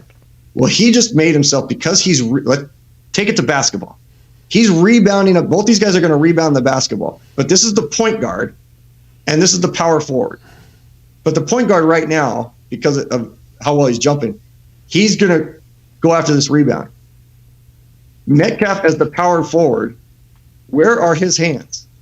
Where are his hands? Where are his hands? Where are his hands? They're by his face. Metcalf is a helmet above everybody, Norb. I'm into the mic right now because I'm wondering, the guy just went from 6'4" to a 5'4" wide receiver. This guy, who's 5'4", became a 7'2" defensive back because he's putting everything straight, vertical stretch. This guy, vertical stretch. They got two hands batting it down, and we've got our best guy has not learned how to catch the ball at this position. And I'm not saying he hasn't been taught and all those things. They're human. It's why we make mistakes at work. It's why people do their thing. But I mean, I must have watched this 100 times last night. Look how high Metcalf is. I mean, he's got that 40. He's got that 40-inch vertical. Looks like he's floating out there. But it's number 20, Love, who gets the swat. Hey, I tell you what, Norb. If I'm in high school again, I love Steve Largent. I love those guys, but I might be taking the Steve Largent poster down if I had to replace it with one frame picture of Metcalf. This is the one I would frame. But I would have to ask you to Photoshop two Where's arms his going up for this hands? football. Yeah, his hands are nowhere to be seen where that ball is. And I hope of all the things I will talk about tonight, I think this is the, we were going to talk about a lot of different things, but to me, this is like the most, it's not no-brainer, but he's such a raw athlete, and he'll learn from it. But it tells you that we should be able to win every single Hail Mary as long as he's healthy and playing well. And at worst case, he goes up with two hands and misses it. That ball bounces up. Might bounce backwards. And I give Lockett up, or DJ Dallas down there a shot to catch it. Absolutely. I mean, I know we're probably people in the comments saying, please move on to the next play. But I sit here and look at this, and I'm like, this might be the greatest leap in the history of the NFL right here. But instead, it looks like he never got his hands on it. Yeah. Yeah, and so we never truly had a chance at this ball, to where when you saw it in the game, you thought maybe Lockett had a chance. We had no chance at it. This guy plays it perfectly. Alina Dahl, one of our moderators, said in the super chat, sorry, Coach Largent. Oh, sorry, Coach. Largent will always be my number one. Hey, Largent's my number one. Hey, and I know that you're a big fan of the program. Man, Largent, you watch a Football Life, Steve Largent, and you'll be crying. Oh, yeah. I just watched it last week, man. That is a great one. Back in the day when they were parking in the parking lot, walking in with us to the Kingdom, or right. When they weren't quite getting the special VIP him and Zor were driving in their V-Dub Bug, and then he's walking in with some guy drinking a beer, and those are the glory days. Large is my number one too. Day. Oh man! But look, and the Beast, he's the one guy that doesn't fall down. Crash. This guy's kind of hanging on to him. Metcalf's the one guy left standing. Which happens a lot. But unfortunately, he didn't land on the ball. And I'm just going to let you see it again, slow motion. I slowed it for you before I brought it onto the editing screen. So, man, oh, man, geez, you get excited, and even in that position, you got to think, man, if we're in the Super Bowl and we're in that same spot, and yes, I would rather that Russ throws it to a one-on-one receiver, but imagine if he didn't point, all the receivers just stayed in their routes, and he threw the Hail Mary 1-on-2 to Metcalf versus those two guys, because they have to respect other receivers, right? So the next time we come to that situation, because those two guys are so tight, I would hope that they would say, you know what, I'd hope Russ is going into Carroll or the offensive coach saying, hey, next time we come to that, my bad at what I did before, but let's make sure we run the same type of thing. I'm still going to throw the Hail Mary to Metcalf, but make sure every other receiver is running somewhere in a different direction, because they have to cover those guys. And we'll go 1-on-2. And Metcalf, I will spend every practice afterwards throwing him deep balls where he jumps up and catches the ball at the top of the backboard level. Yeah, that's what they need to work on. I think they spend a lot more time practicing doing one-handed catches, and you see those warm-ups with one-handed. I'm doing the Odell Beckham, right? But it's like two hands up on top is the basic things you got to get down. And the thing is, they don't need to. And I'm not an old school guy. I mean, I love the jugs machine like nobody's business. If I could have one personally in my backyard, I'd have one and be using it all the time. Because it is fun. And you see guys doing the one-hand those things, but they also these gloves that these guys use. I mean, I don't know who out there remembers Lester Hayes, but it's like they took Lester Hayes Stickum back when he was in that crouch in the Oakland Raiders, and they put that on his gloves, and now off they go. I mean, shoot, even Jerry Rice admitted that he was using it. One of the guys I looked up to. He had, the tacky gloves and sticky stuff that was, putting on and stuff. That's why I loved our guy Largent, because bare hands. Guy never wore gloves. Gloves. And didn't use Stickum. He'd have gone up to get that, and I'd rather lose that type of a play because of a guy who's going to go up and battle for it. But it is pretty funny. It is pretty funny that they outlawed Stickum and they brought these gloves in. These gloves on a football are stronger than Stickum. Those things are like. But see, doing that's not a fun thing to do, right? Going into the back corner of the end zone at practice, which these guys do lots of things that aren't fun, right? They got to watch film for 8 hours, and they got to go to meetings that aren't fun and do other things that aren't fun. But if you're going to stand in front of that jugs machine for 45 minutes and put yourself on YouTube catching all sorts of different, and I'm not saying DK did this, but they're doing all these things to get, I want to make the one-handed catch and do all those other things, but you don't spend time working on something that to me is an automatic that every high school coach is teaching, most youth coaches are teaching to circle up when you catch it and go to its highest point. And DK still is catch it with his body, sometimes catch it with your face mask on national TV, and jump up in the air with your arms down low. When that is the two most basic components to playing wide receiver. Even if you're joining the old man beer league, circle up, opportunity, the circle of opportunity. Yeah. So no, you're back. You're back.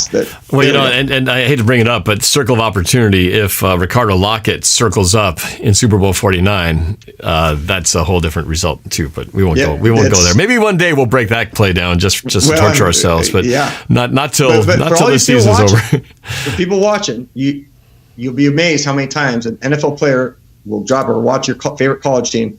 How many times a guy drops the ball because he didn't circle up. And the football, I'm sorry, the one time I don't know my football, we always teach the football when you see the circle coming at the lower levels, but here they don't have the white circle. No football can go through this. You circle up, you extend your arms, and you catch it with your claws. And you teach every player that. Linemen, linebackers, defense, DBs, the offensive line, D-line, everybody learns how to do this. Yet you'll still see guys that do this. And it bounces out their chest. And yes, there can be random times where you kind of have to contort and do those things. And, Largent was fantastic at that. But the guys that can catch it with their claws and circle up, because the line of sight, and this is just a quick educational piece, because we throw the ball as much as we do and other teams do, it's what they do today is throw the football. The line of sight is from your eyes through the circle to the point of the football. So you will always see the end of the football. Why do guys drop the deep ball when they're running long? Because they watch it, and at the last second, their eyes come off of the football. But when you can see the point of the football, that's when you're going to make your catches. And that's what, Chris Carter, his Hall of Fame career became a Hall of Fame career with the jugs machine when he learned that it was all about catching the point of the football. And then he would go practice toe tap catches, sideline catches, back of the end zone catches. He had that jugs machine moved around based on the catches he was going to do in the game, not I can stand 5 feet in front and catch a 95-mile-an-hour heater that you'll never catch in a football game. Right. So fun stuff, but and on that same note, Chris Carson, he's not a receiver, he's a running back, but Chris Carter, Chris Carter, but Chris Carson, now Chris Carson had a couple plays where he might have circled up his hands. The problem was at the last second he decided I need to go start running and took his eye off the ball and tweak. One led to an interception, another was just incomplete. So he took his eyes off it. Just got a little too antsy to get going before the ball was in his hands. But and this is one of those games, Norb, where I think he just, we saw a trap game coming. I mean, I think we all kind of felt that this could be a trap game. I think the Giants are maybe better than we thought they were. Which brings up an old line. I know a lot of people they were what we thought they were. For those that remember that old quote from back in the day. But there's also those games where you're in a funk early, can't find that zone, quarterback can't find that zone. Your great player makes a couple plays, on both sides of the ball. but you just feel like the whole game you just can't. And I think as fans, we felt that. You felt it early on, and you felt it with the with the punt block. Depending on how much time we have left in the show, but I know the punt block frustrated people because you should be excited when you block a punt. Instead, everybody the family I was watching the game with were frustrated because we should have got the touchdown instead of the safety. I was frustrated too.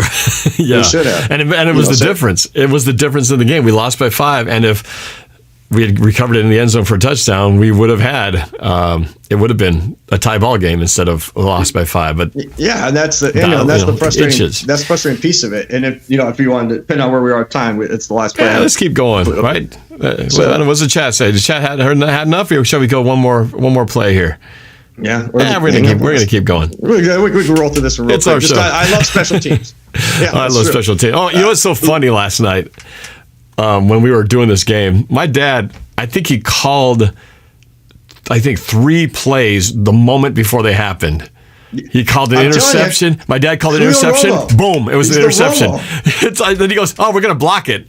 And then we block it. It was crazy. I was like, my God, Dad, you're calling it. And then I think he also said something about, I hope Wilson doesn't get intercepted. Boom, he got intercepted. So I got to tell my dad, only positive things from now on. Don't say anything bad, because he's like got the magic wand of power or something. But yeah, I don't take credit for many things, man. And I'm not the smartest cat in the ship. But you recall the first time I watched you guys, I immediately sent you a message. Cuyo Romo. He's the Romo football live anywhere that I'm watching these things. I love watching him, and I feel like he's done that a few times, but yeah, because I watch you guys when we're doing, when the games are playing. Well, I think my dad's got one thing that he says a lot, and that they need to listen to. And my dad was often saying, "Just run it." Yeah, and it's awesome. And there were so many times I'm like, how many times on those 4th down and 1s do we not just run it? Give it to Chris Carson, a guy who's averaging like 5 yards a carry. Trust him, he'll get the 1 yard. But anyway, that's a whole difference. And maybe we will have to break down that New England game someday, because going back and watching that, and this was the last reference I make to it. Again, everybody wanted us to run that ball to 1 yard line, but there were 4 consecutive times leading up to that play that we were stuffed on a something and 1, where we were in something and 1 and ran any sort of a under center play or read option play, and they were stuffed. And 3 of them were our boy number 24, who we all love and wonder why we didn't get the ball. So someday we do have to break that down. Why I think that took place. So, but all right, back to special teams. Okay, so I love special teams, man, and I wish they would have shown this from the side angle. I mean, I looked a bunch of places, and there was just no real quality side angle to put into this. So while I love the end zone view of this, I wish I could show you why this worked. Hey, Bill, are we still in full screen mode? 'Cause it looks like it's a little bit smaller. Can you just double check that? Yep, I got full screen on my side here. Okay, all right. Yep, I'm in full. Okay. Did it bounce back to full? No, it's full enough. All right, go ahead and keep going with it. I got full on mine. All right. So here's just before the block. Here's what I want you to see. And anytime I'm watching punt, I'm always looking to see if there's any sort of shift at the last second. And the fact that you could see shoulders down, when you start seeing shoulders crouched down, like our linemen, our D linemen, even though they're not defensive linemen on punt return, that tells you there's a good chance we're coming. So I love the fact that it looked like we're coming, and that we did come after it, and that we actually had a scheme. It wasn't pick a gap and go through it, which is what a lot of teams do. Because what I saw right beforehand, and maybe your dad saw the same thing because he's a special teams guru, was a last-second shift. I mean, just before the snap. The timing is perfect. You see him, he moves over, and we get a shift over here. And I won't go into why, because it's more for protecting the return man. But because there was this last split-second shift that took place, boom, I knew we had something. And then when I saw that middle backer, who would usually drop back as a safety valve to protect the return man, I knew this is all-out blitz. And we use that term when we do block return. We'll say, oftentimes we're just going all-out blitz on this punt return, meaning we are going to attack every gap. But the way they did it was you force teams to protect the inside, just like we were talking about with our V formation in pass pro. In punt, you'll oftentimes even see guys. Special teams coaches don't care on spread punt or on punt. If the right guard points to the inside and says, "I've got number 33," and then the guy next to him, the right, who would be the right tackle, even though it's different personnel, says, "And I got 24," everybody's calling out who they have to block, because they want to make sure they're protecting that inside gap. And you can see here, much tighter than they are on the offensive line. So they're here and their legs are staggered, and they all drop back. So they keep this little pocket because they want to just stay together real tight. And then personal protector, his job is to look inside out. So personal protector usually looks to the A gap, B gap, then he'll check outside. And the golden rule that we use in football is everybody up here is responsible for all the interior guys. So the offensive guys from wing to wing are responsible for everything from inside the wing to inside the wing. If a field goal or a punt is blocked from the outside, that's on the center, the holder or personal protector, and the punter. So remember that in the future, that if a block happens on the inside, that's somebody's fault in here. Block happens from the outside, that's on these guys. So as we run through it, what you can't have is a gap open up. And man, the good thing is we do get the angle here of seeing where it does open. Because of the last second, and it took so long, it was a very slow developing punt.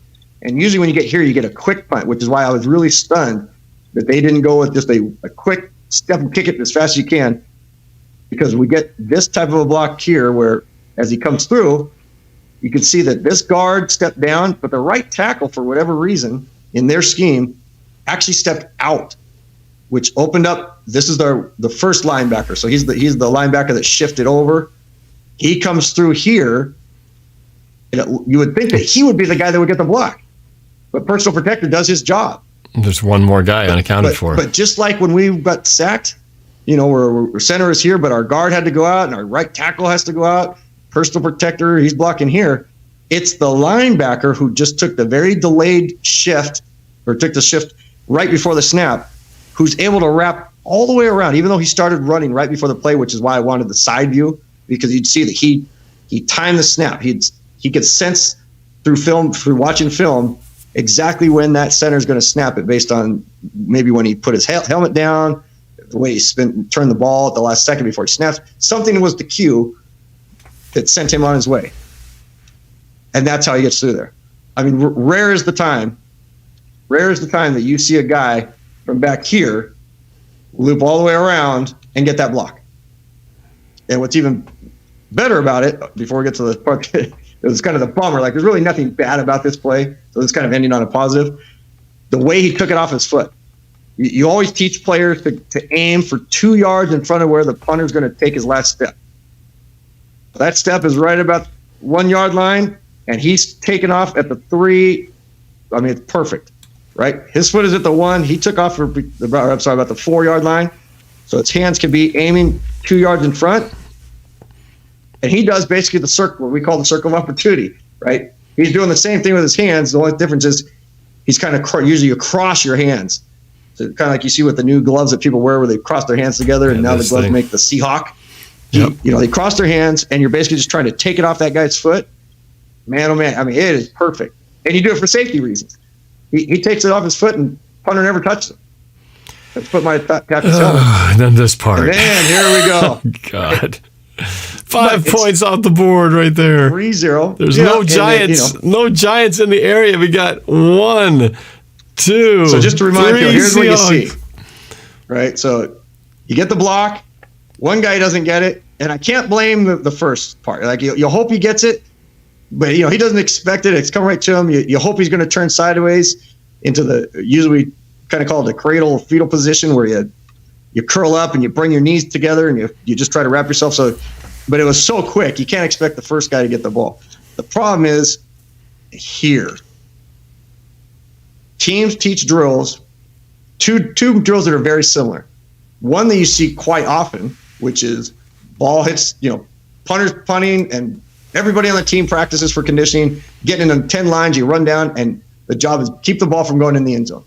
Don't let the ball go in the end zone so it's not a touchback. Bat it out, do whatever you need to do. Well, you do the same thing on sideline, and you do the same thing on end zone for special teams, where you're teaching guys, hey, if something's happening where the ball's rolling and we know we're getting the ball here no matter what, there's no chance on a block punt, or virtually no chance, that they're going to pick it up and make something happen.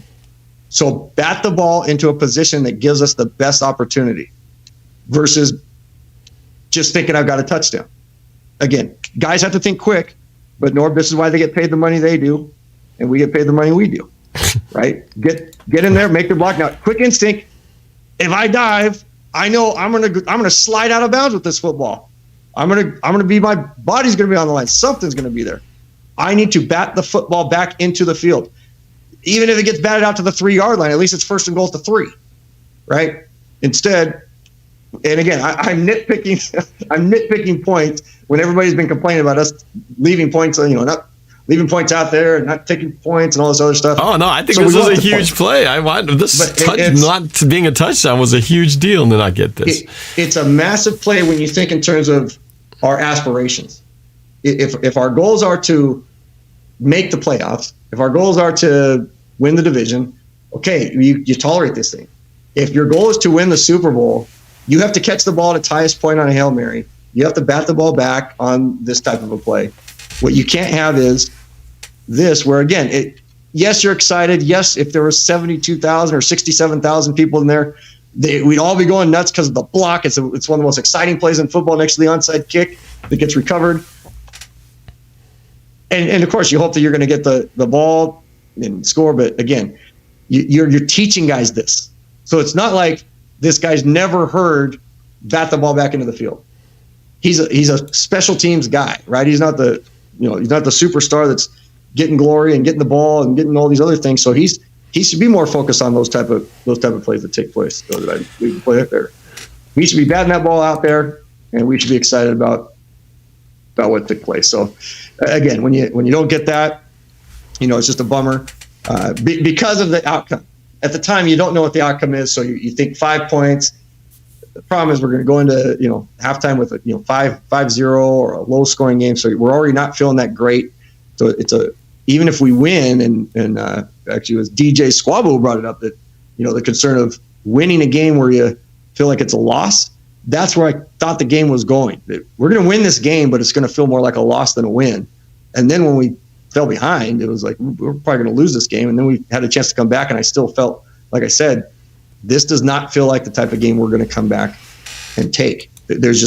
We have had no semblance of rhythm. And I usually choose rhythm over balance. People like to say we have to be balanced attack. Football's a game of rhythm. There's two big philosophies of football. One's a philosophy. It's a game of rhythm. And the number one thing you need to understand is angles. Everything in football is angles. And you could probably say that about a lot of sports, but there's not a thing in football you teach that isn't about the angle of the football, how it's going, the block, the angle you take on the tackle. Jamal Adams, if he doesn't take that perfect angle, he doesn't get in front of it. If Russ doesn't throw a perfect ball, we don't catch it most of the time. If Russ throws it too high on a play, when we have 8 guys there, we're not going to get it. So everything is angles. But it's also, getting into that rhythm. And we were never in a rhythm in that game. So one thing we didn't get to see here is, and this may change because I think we're going to start acquiring some of that NFL all access, or what do you call it? That NFL pass, where we're going to get access to the all 22, so we can start seeing the whole field and what's going on down the field. So we haven't had the luxury on this, but we will. Again, part of the upgrades that we're working on to constantly improve the show. We're going to telestrating. We'll get some and telestrating. So the technology is slowly coming, but we're growing together on this. But so one last thought on the Giants game. So not being able to see what was happening downfield, I think what was talked about, though, is obviously you mentioned in the beginning that they were dropping 7, sometimes 8 people into coverage. So if I'm any of the remaining opponents and potentially playoff teams thinking about how do we stop Russell Wilson, and if the plan is, okay, let's just rush 3, rush 4, and drop everybody back, well, how do we stop? How does Russell and the offense adjust to that then? Because if they simply just do that, what's the counterattack to it? How can Seattle not keep falling into these funks where he can't throw the ball? He keeps getting sacked because nobody's open. How do we defeat that? There's got to be for every advantage, there's a disadvantage, right? So there's got to be some way to beat that. So how do you do it? There's a counterpunch to everything, right? There's something the defense can do to stop an offense, something an offense can do to beat a defense. And for us, it's really going to come down to us, taking what teams give you. And I know it's very cliche, but they figured out that Russ, is able to be contained. And I've argued for the last 2 years, and people will kind of contend with me a little bit. I honestly think Russ has lost a little bit of a step. He has gained value in other areas. If you're given 0 to 100 in, range and how he sees the field and clock management and all those points are going up. So I'm sure that's why he got the Madden rating that he received. I do think, though, that his fleet of footness, if that's actually a correct phrase, is not what it used to be. So because he's thicker, he's stronger, he does some of those things so he can escape. But I think teams are going to look. It's not like Mahomes, and people love to connect the two. I think Russ a few years ago was like Mahomes when we were doing read option stuff. Now, I think teams are going to look at this specific film and go, here's the key. We just figured it out, how to stop him, contain him, drop guys back. So if I'm the offensive coordinator, I'm looking at, again, the short, quick passing game. The stuff that has worked for us was, the last few weeks has been get it in and out of his hands quickly, establish some running game. I love that we've been calling a few more screens than we have. I just don't like the design of the screen. Now, I'm not the offensive coordinator, but I like screens when we're inside the 20-yard line. I think it's the best time to run them because teams are rushing more, so you want to run screens against teams that are blitzing and coming after you. But I think teams are going to start retreating. So let Russ sit back there, especially with if we're playing young guys on the line. The best thing that can happen to us is 3 and 4 guys rushing. I hated playing teams that were blitzing, especially if I was down a left guard, a left tackle, because it doesn't matter what level you play at. The starter is getting 90% of the reps. The backup doesn't. Now he has to go in and make the plays. So please, just rush 3, just rush 4. Russell, he'll adjust to it, and he's going to know that it's coming. He just hasn't seen something like this, I think, for quite a while, and it was a great game plan. Well, and it seems like, and the same thing that I think I've been saying Seattle should do to emulate what other teams have been doing to us, which is you make it look like maybe you're sending 4, 5, or 6 guys, and then you drop them back so that the quarterback gets confused, whether, and the line, do we cover this guy or not? Do I pick this guy up? And all of a sudden, whoa, they're going back. So then the quarterback has to quickly decide where's he going to go when all of a sudden now you got these guys dropping back, filling up those lanes that looked like they were going to be open 2 seconds earlier. So, and here's the thing with the egos of NFL coordinators and head coaches, right? And coaching high school as many years as I did, it was the luxury I had is I could go five wide receivers spread offense one week, and some head coaches like to, if they're at a school where they're just getting loads of kids and all those things, they can get into their offense and stay with that offense for 25 years. I like to consider myself to be a motivator, an innovator, a communicator, those type of things. So I try to change things up from year to year based on my personnel. I had the luxury week to week to do that. I could go 5 wide and the next week go triple I with 3 running backs and use kind of the same hybrid players and make it work. In the NFL, guys like their defense, guys like their offense. You hope that your offensive coordinator can adjust and make the right changes. But if a team's running a 4-3, they're not going to change to a 3-4. If a team is a heavy blitz, they're not going to all of a sudden not blitz very much, right? They're going to make some one-time changes. If they're desperate, they're in a position they have to try to do some things. But teams that are going to put pressure on, I think, if anything, Norb, they're going to do what you just said. They're going to see that young players playing on the offensive line. Hey, let's show them some really odd looks, but we're still just going to play our regular defense. So before the snap, we may see teams doing tons of things different that make it look like what the Giants were doing. But once the play starts, they're going to play their defense for the most part. So while I could see teams preparing to do this, you're not going to see too many teams, I think, that just all of a sudden decide this is going to be the route we go. We're just going to rush 3 or 4, drop guys back when we're this far into the season. Teams have their personalities. They know what they're going to do, especially the ones that are winning. They're not going to spend a week learning new stuff and trying new things. Yeah. So I guess my point is I wouldn't want us to overcompensate and get completely away from what's been working for us because we assume teams are all starting to become the New York Giants 2.0 because they are 4-7, right, coming into this. So it's not like, like they're gangbusters. We just didn't play a good game. They kept things from happening. Let's say we get that touchdown and now we got all this momentum. We're feeling great. We go in, up by more points. It's 10-0 and then we're crushing them and maybe because of 20-0 ball game. And now, you and I we're doing a totally different show. Well, let me ask you. That's Uncle Mo. Well, momentum is everything. I want to ask one thing that's been bugging me, and I've been trying to figure this out, right? So we play teams like the Rams and the 49ers, and they love the quick passing game. And like what you're just talking about, right? Your quarterback will never get sacked if he can throw that ball in like 1-2 seconds because he just gets it, look, pow.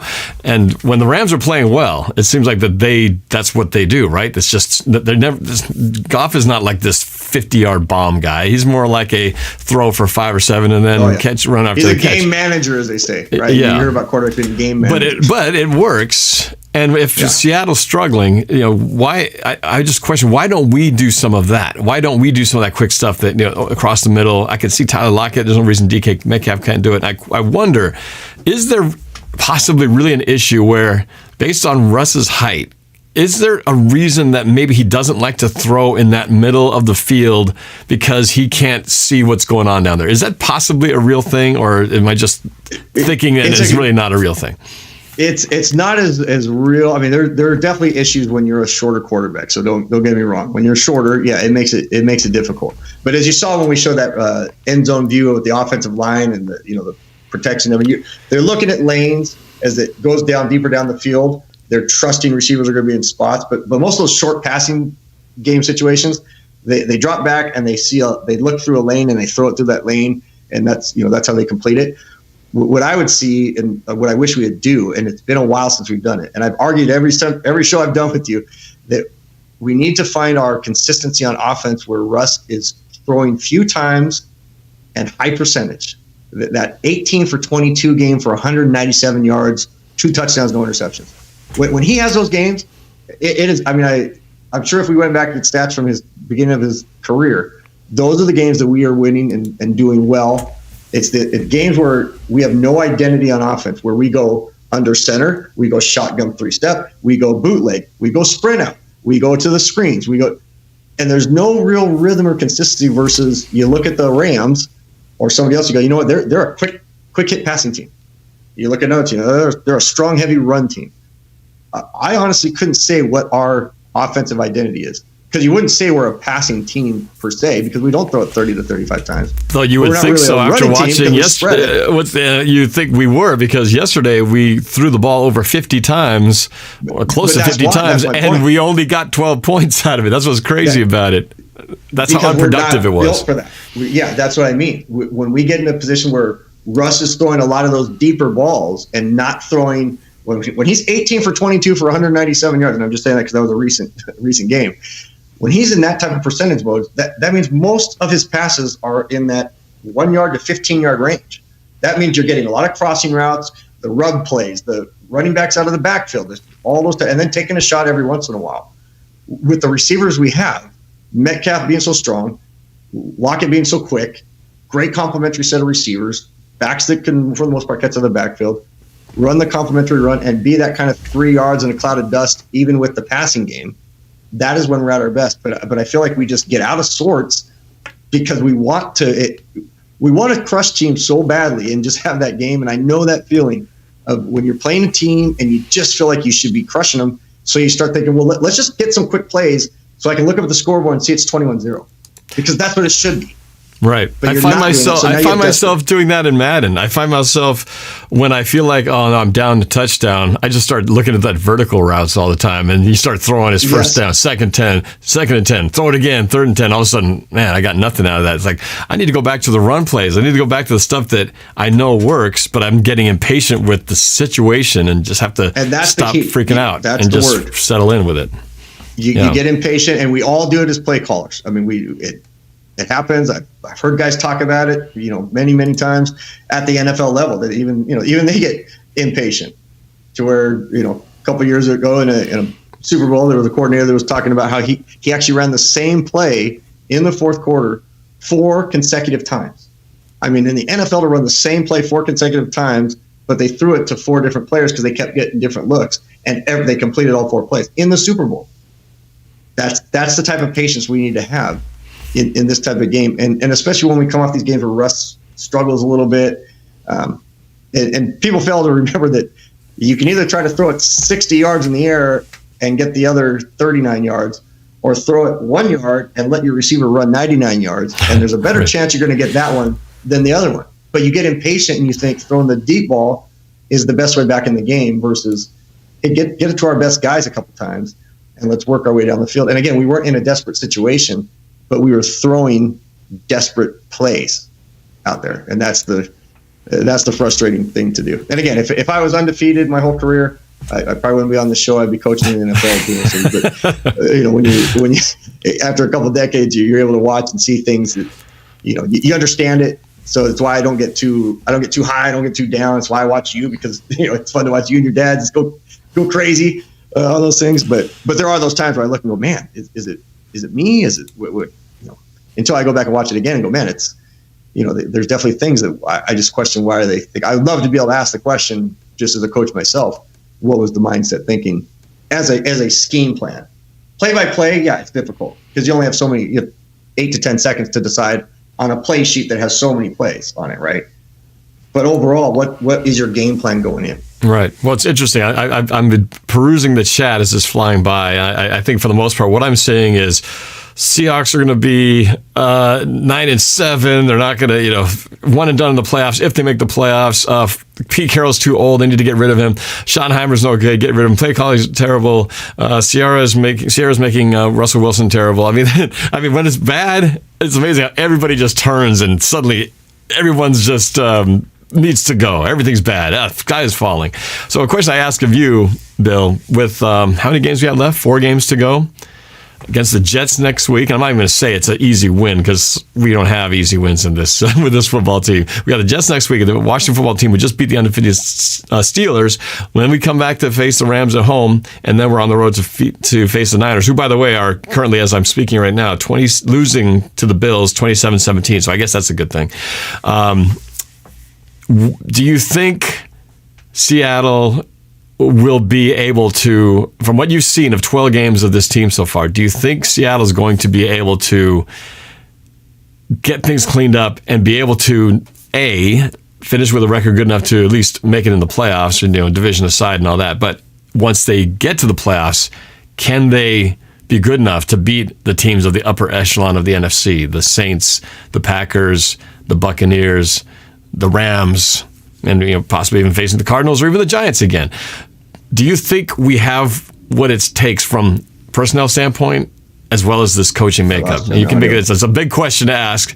I guess give me your sort of summarized. Sorry if I didn't answer. Person there. I have no audio here. Zoom call went out. Oh yeah. Trying to connect with you. All right. That's right. Hold on a second. Let's do this again. So, Bill, yeah, we're close to wrapping this up. If you can hear me, I'm sending you an invitation. Yeah.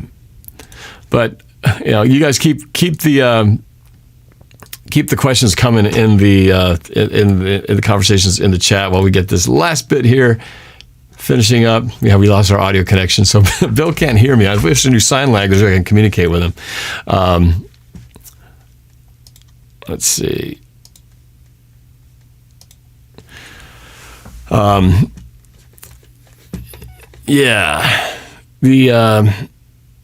question I'm hoping I can get Bill to answer is, do you think we can get ourselves out of this? And I'm going to jump in here, and I think we can get this thing to work. So hold on a second. If you can hear me, check your email there, my friend. Yeah, I'm getting on it. I'm on it.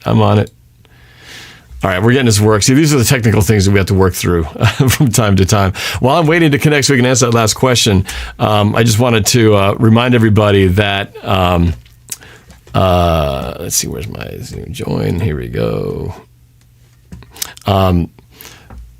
Remember that I do got the Discord. I would love for you guys to become a member of that. We broke 1,500.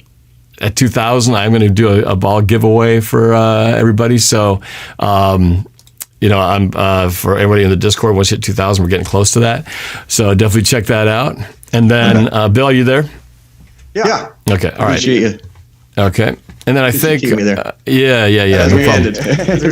You were so beat up by the plays I was giving you that maybe I gotta get rid of this guy, Mr. Negative Nelly guy. Hey, mute your Zoom. I'm getting a little double action on there. So mute your Zoom on the Zoom. Yeah. But the question I was asking was, do you think the Seahawks have from what you've seen of 12 games, do they have with the coaches and the personnel that they have?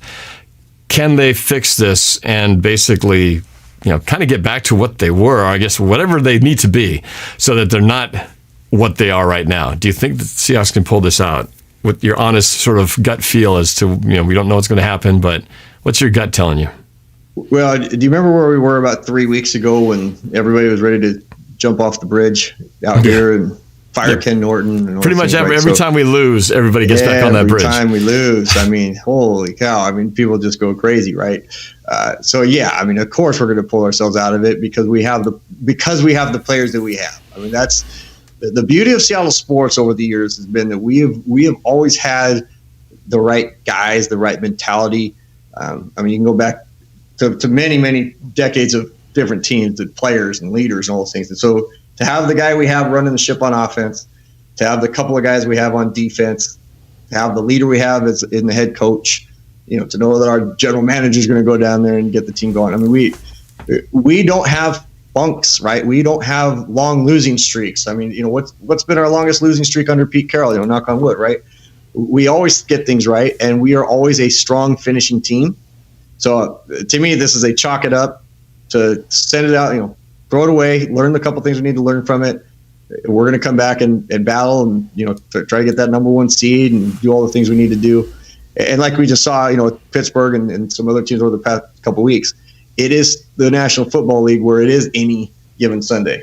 It is the one sport that's like that, right? I mean, you don't see that in the NBA. You don't see it in Major League Baseball and all, WNBA, all these other great sports. Football is the one sport that week in and week out, the best team in football can beat the worst team in football, and they could do it a few times in a row. You just don't see that. So at the same time, we can get super hot, and we've just shown Coach Carroll just has something that nobody else knows in terms of the way he did it in college at USC and the way he brought it to Seattle. He's got the recipe for team dynamic, team success, and getting people to peak at the right time. And that's what sports are all about, right? Do we really care if we win the division here? I mean, yeah, it's nice to hang the banner. It's nice to say we're division champs, but we want to peak at the right time. It's a little less. It's a badge of honor. Given the crowd situation, it's less of a home field advantage type of thing this year than it ever will be because of the fact that there's no crowds in the stands. They have to keep the volume somewhat neutral. So I guess if there was a year not to necessarily get that high seed or that winning the division, maybe this is the year that we can afford it to not happen. Unless it's in Green Bay, because doggone it, we have no history of winning in Green Bay. Yeah, don't want to go to Green Bay. But we want to make sure that we do. I mean, you're always trying to win and get the home field because I think you still want to win the games, right? So it's about getting seeding, but about winning the games and getting the confidence in the team.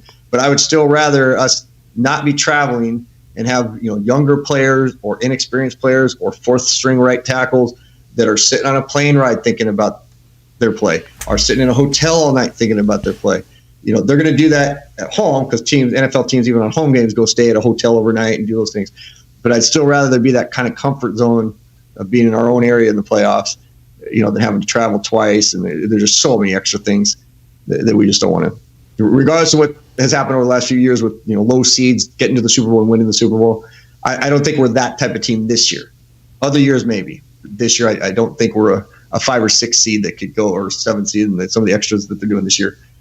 I still feel like we need to be at home for at least a couple. Well, we never have. I mean, every time we've gone to the Super Bowl, we had home field advantage throughout the playoffs. Yeah. I mean, that's a reality. We're 3-0, but that's because we were the number one seed and we hosted the NFC Championship game. Every other time, we've gotten to the division, and that's it. So, and one time you were at all 3 of them, right? Not in Super Bowl. Not the first Super Bowl against the Steelers. Oh, you didn't go to the first? I was not at that one. I was not at that one. NFC, not Super Bowl. I'm talking the championship. I actually missed that one. That was the year my daughter was born, and so I did not. I missed a lot of that season. That stretch. And of course, it was after that. I was like, oh man, I've never missed another game. But yeah, that was an off season. Because if you were, I would have started the NORBFAM petition to let you be the one person that could go in there and selfie yourself for the NFC Championship game with the Seahawks this year. You'd be the one guy that gets to go in there and selfie yourself with nobody all by around myself. you. All by yourself. And you'd still be sitting in your same seat up there. I'd probably have to argue to get your dad there too. How cool would that be if you two could do a live for the NFC Championship game. That would be just pretty the two awesome. of you in there. So if we get close, if we get to that point, I'm going to go to bat big time for you, and I'm going to see to it that happens. You got my word on it. That would be pretty cool. I'm sure there'd be a lot of other fans out there who'd be like, "Wait a second, I think Nick LeBeau would get behind you. I think Elena would get behind you. I think Seahawks Martin would get behind you. I think you'd get, and by then you'll have 50,000 people. I mean, let's just make it happen. All right. Well, let's get to that point where we are having home playoff games. That's going to require us to do some damage here in the next 4 games. So yeah, hey, we're going to win next week. We're going to come back with a handful of plays that are going to be, a couple fun plays and a couple plays that I still, I'll pick out plays that didn't work so well. So it's not going to be, okay, when we lose, we're going poor plays. When we win, we're going with the best plays. I just felt that, like I told you last night, I had about 20 plays I wanted to show, and some of them were really good plays. I just felt like this was the best chance for us to kind of get educated quickly since we're at the end of the year. Yeah. And you and I didn't start this in week 1. Right. Yeah, we'll get a fresh start next year with our whole program. But, we're just adapting, just like this whole crazy season has been adapting. Yeah. But, I think, I started this season predicting the Seahawks would go 11-5. People were pissed at me, like, "Oh man, you don't believe in your team. What's up?" Then of course we went 5-0, and I started going, maybe I'll adjust that forward to 13-3 now. But then things kind of evened out, and here we are on a very strong collision course to possibly being 11-5. Actually, if we do 11-5, we're doing pretty good. Well, that means we're winning 3 out of 4 games now. I always bring up the old at the beginning of the year, which people will do many times.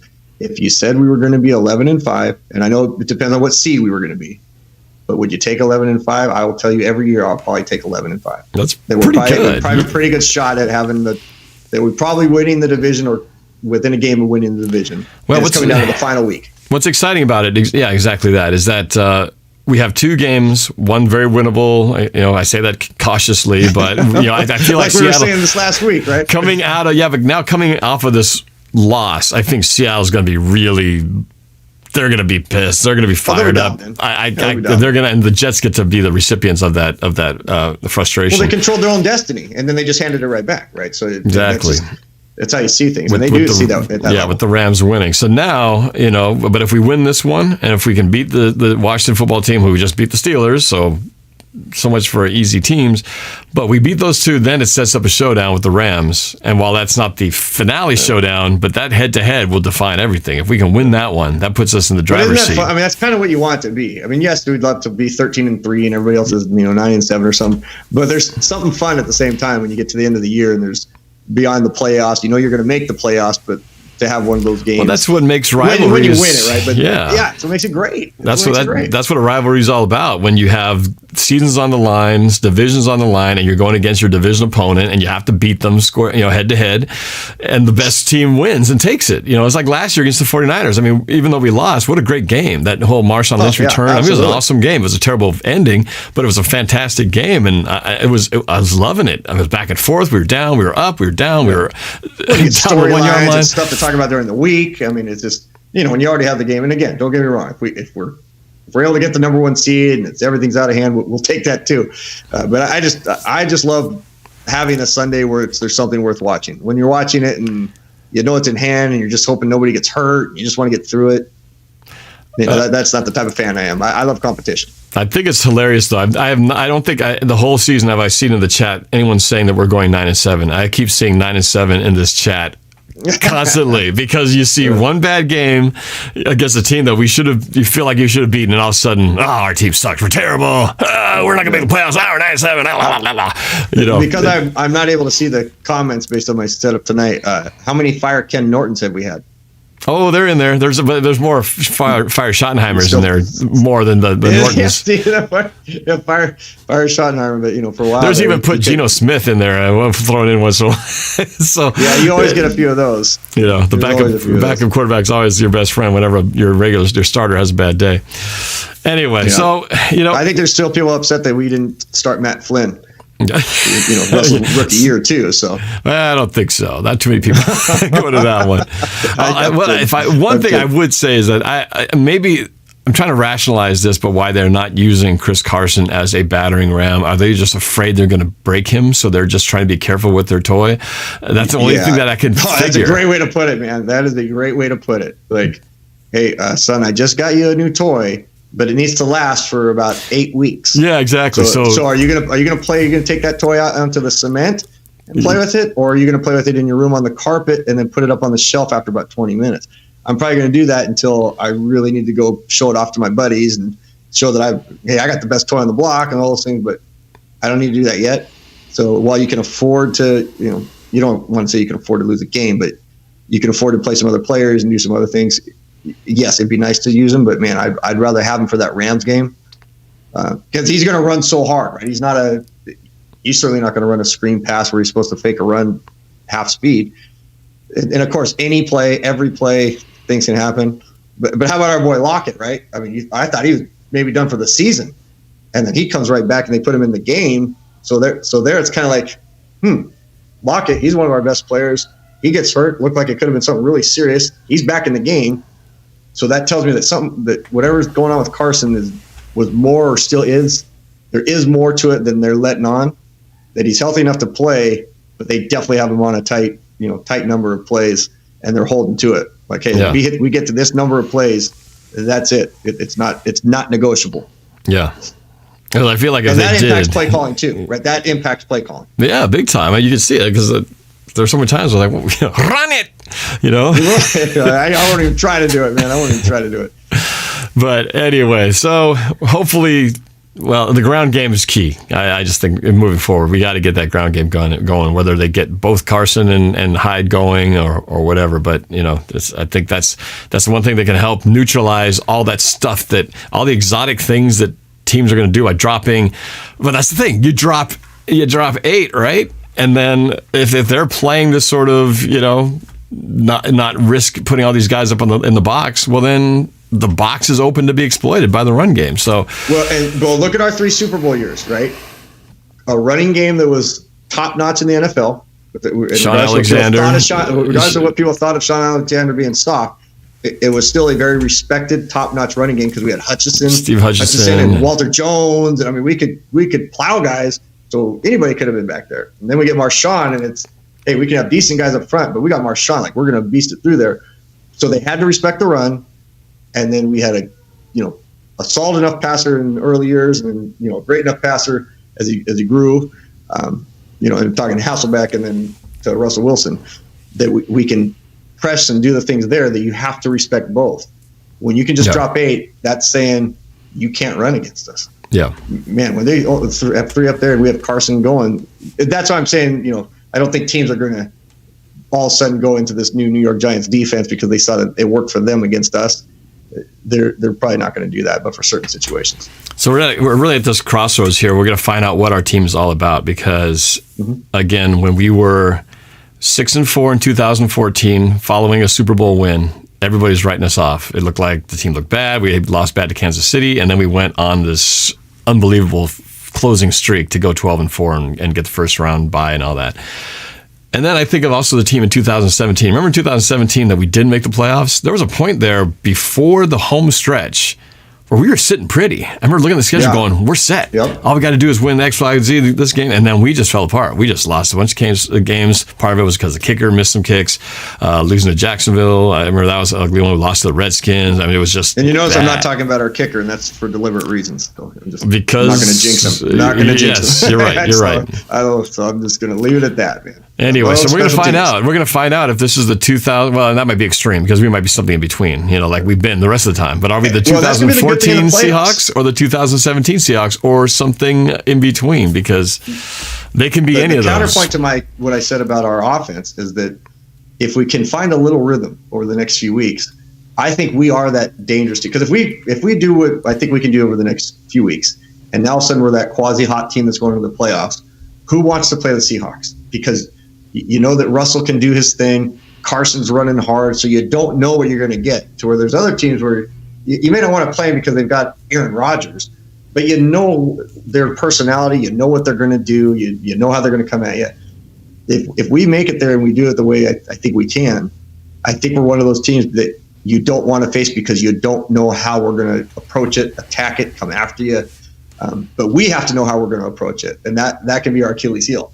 If we don't know what our identity is and we're just kind of saying, hey, we'll try everything, well, that means you're not spending much time focusing on one or two things. and that can hurt you. Yeah. Well, we're going to find out. And next week, hopefully, we turn things around and start a new streak. But we got 4 games. We got the home stretch. 4 games to go in this season to define who the 2020 Seahawks are, and it's going to be fun. It'll be a fun ride. It's going to be a fun ride for sure. Absolutely. Just like this show was tonight. At least for me, it was. Yeah, it was a fun ride. I hope everybody else watched. I enjoyed being part of this. It seemed like a pretty consistent group staying with here. So, but I think we are about at the end of the show. So, Coach Bill, I just appreciate you being on here, man. Loved your insight. Looking forward to more of these and bringing out other plays and bringing these other perspectives. Now that we're going to get a few more, camera shots into this, will help the breakdowns. But thanks, man. I always appreciate what you bring to the show. It's been really great reconnecting with you and having you as a regular guest on NorbCam, man. So you bet, and congrats again on starting the NORBFAM. So very, very cool. I know you've talked about it, so I don't need to talk about it much more, but just very, very cool. And I know everybody out there, if you get a chance to watch Norb do all the things that he's asking with subscribing and all the stuff that works for him, man, do it, because he's fun to watch, and I know everybody's enjoying him. So be a part of that Norb fam and all those other fun things. All right, I appreciate it, man. Yeah, smash that like button, subscribe, check out the membership. You can do it by joining on the channel, or there's a link in the description as well. Bill, is there anything you wanted to share with anybody? Anything you want to?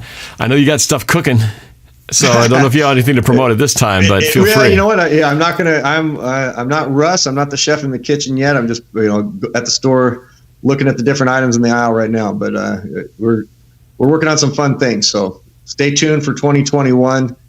But for now, I'm focused on stuff you're doing and a couple other guys I'm working with, and that I'm just having a blast doing that right now. So keeping the focus there and on the family and the closest friends, and trying to just enjoy the remainder of 2020. Yes, pretty soon 2020 will be over. Hopefully, sunnier skies and a better year awaits us in a few weeks. Man. One play at a time. Well, yeah, one day at a time, one play at a time, 1 year at a time. So we'll get through this one and looking for better things on the next one. All right. Well, thank you guys. Again, thanks to Coach Bill for being here for Coach's Corner.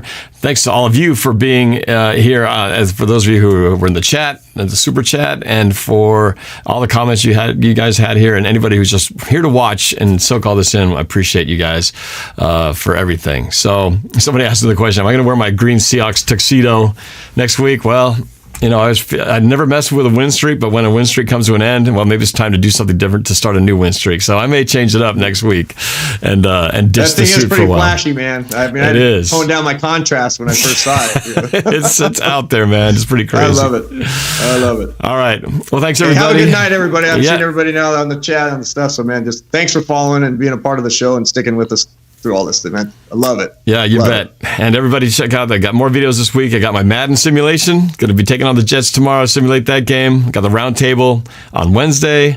Of course, the game reactions on Sunday and much more. So just keep an eye on this channel. We will be doing plenty of videos throughout the week. So see you at the next one. Take care, you guys. Have a great week. Go Hawks.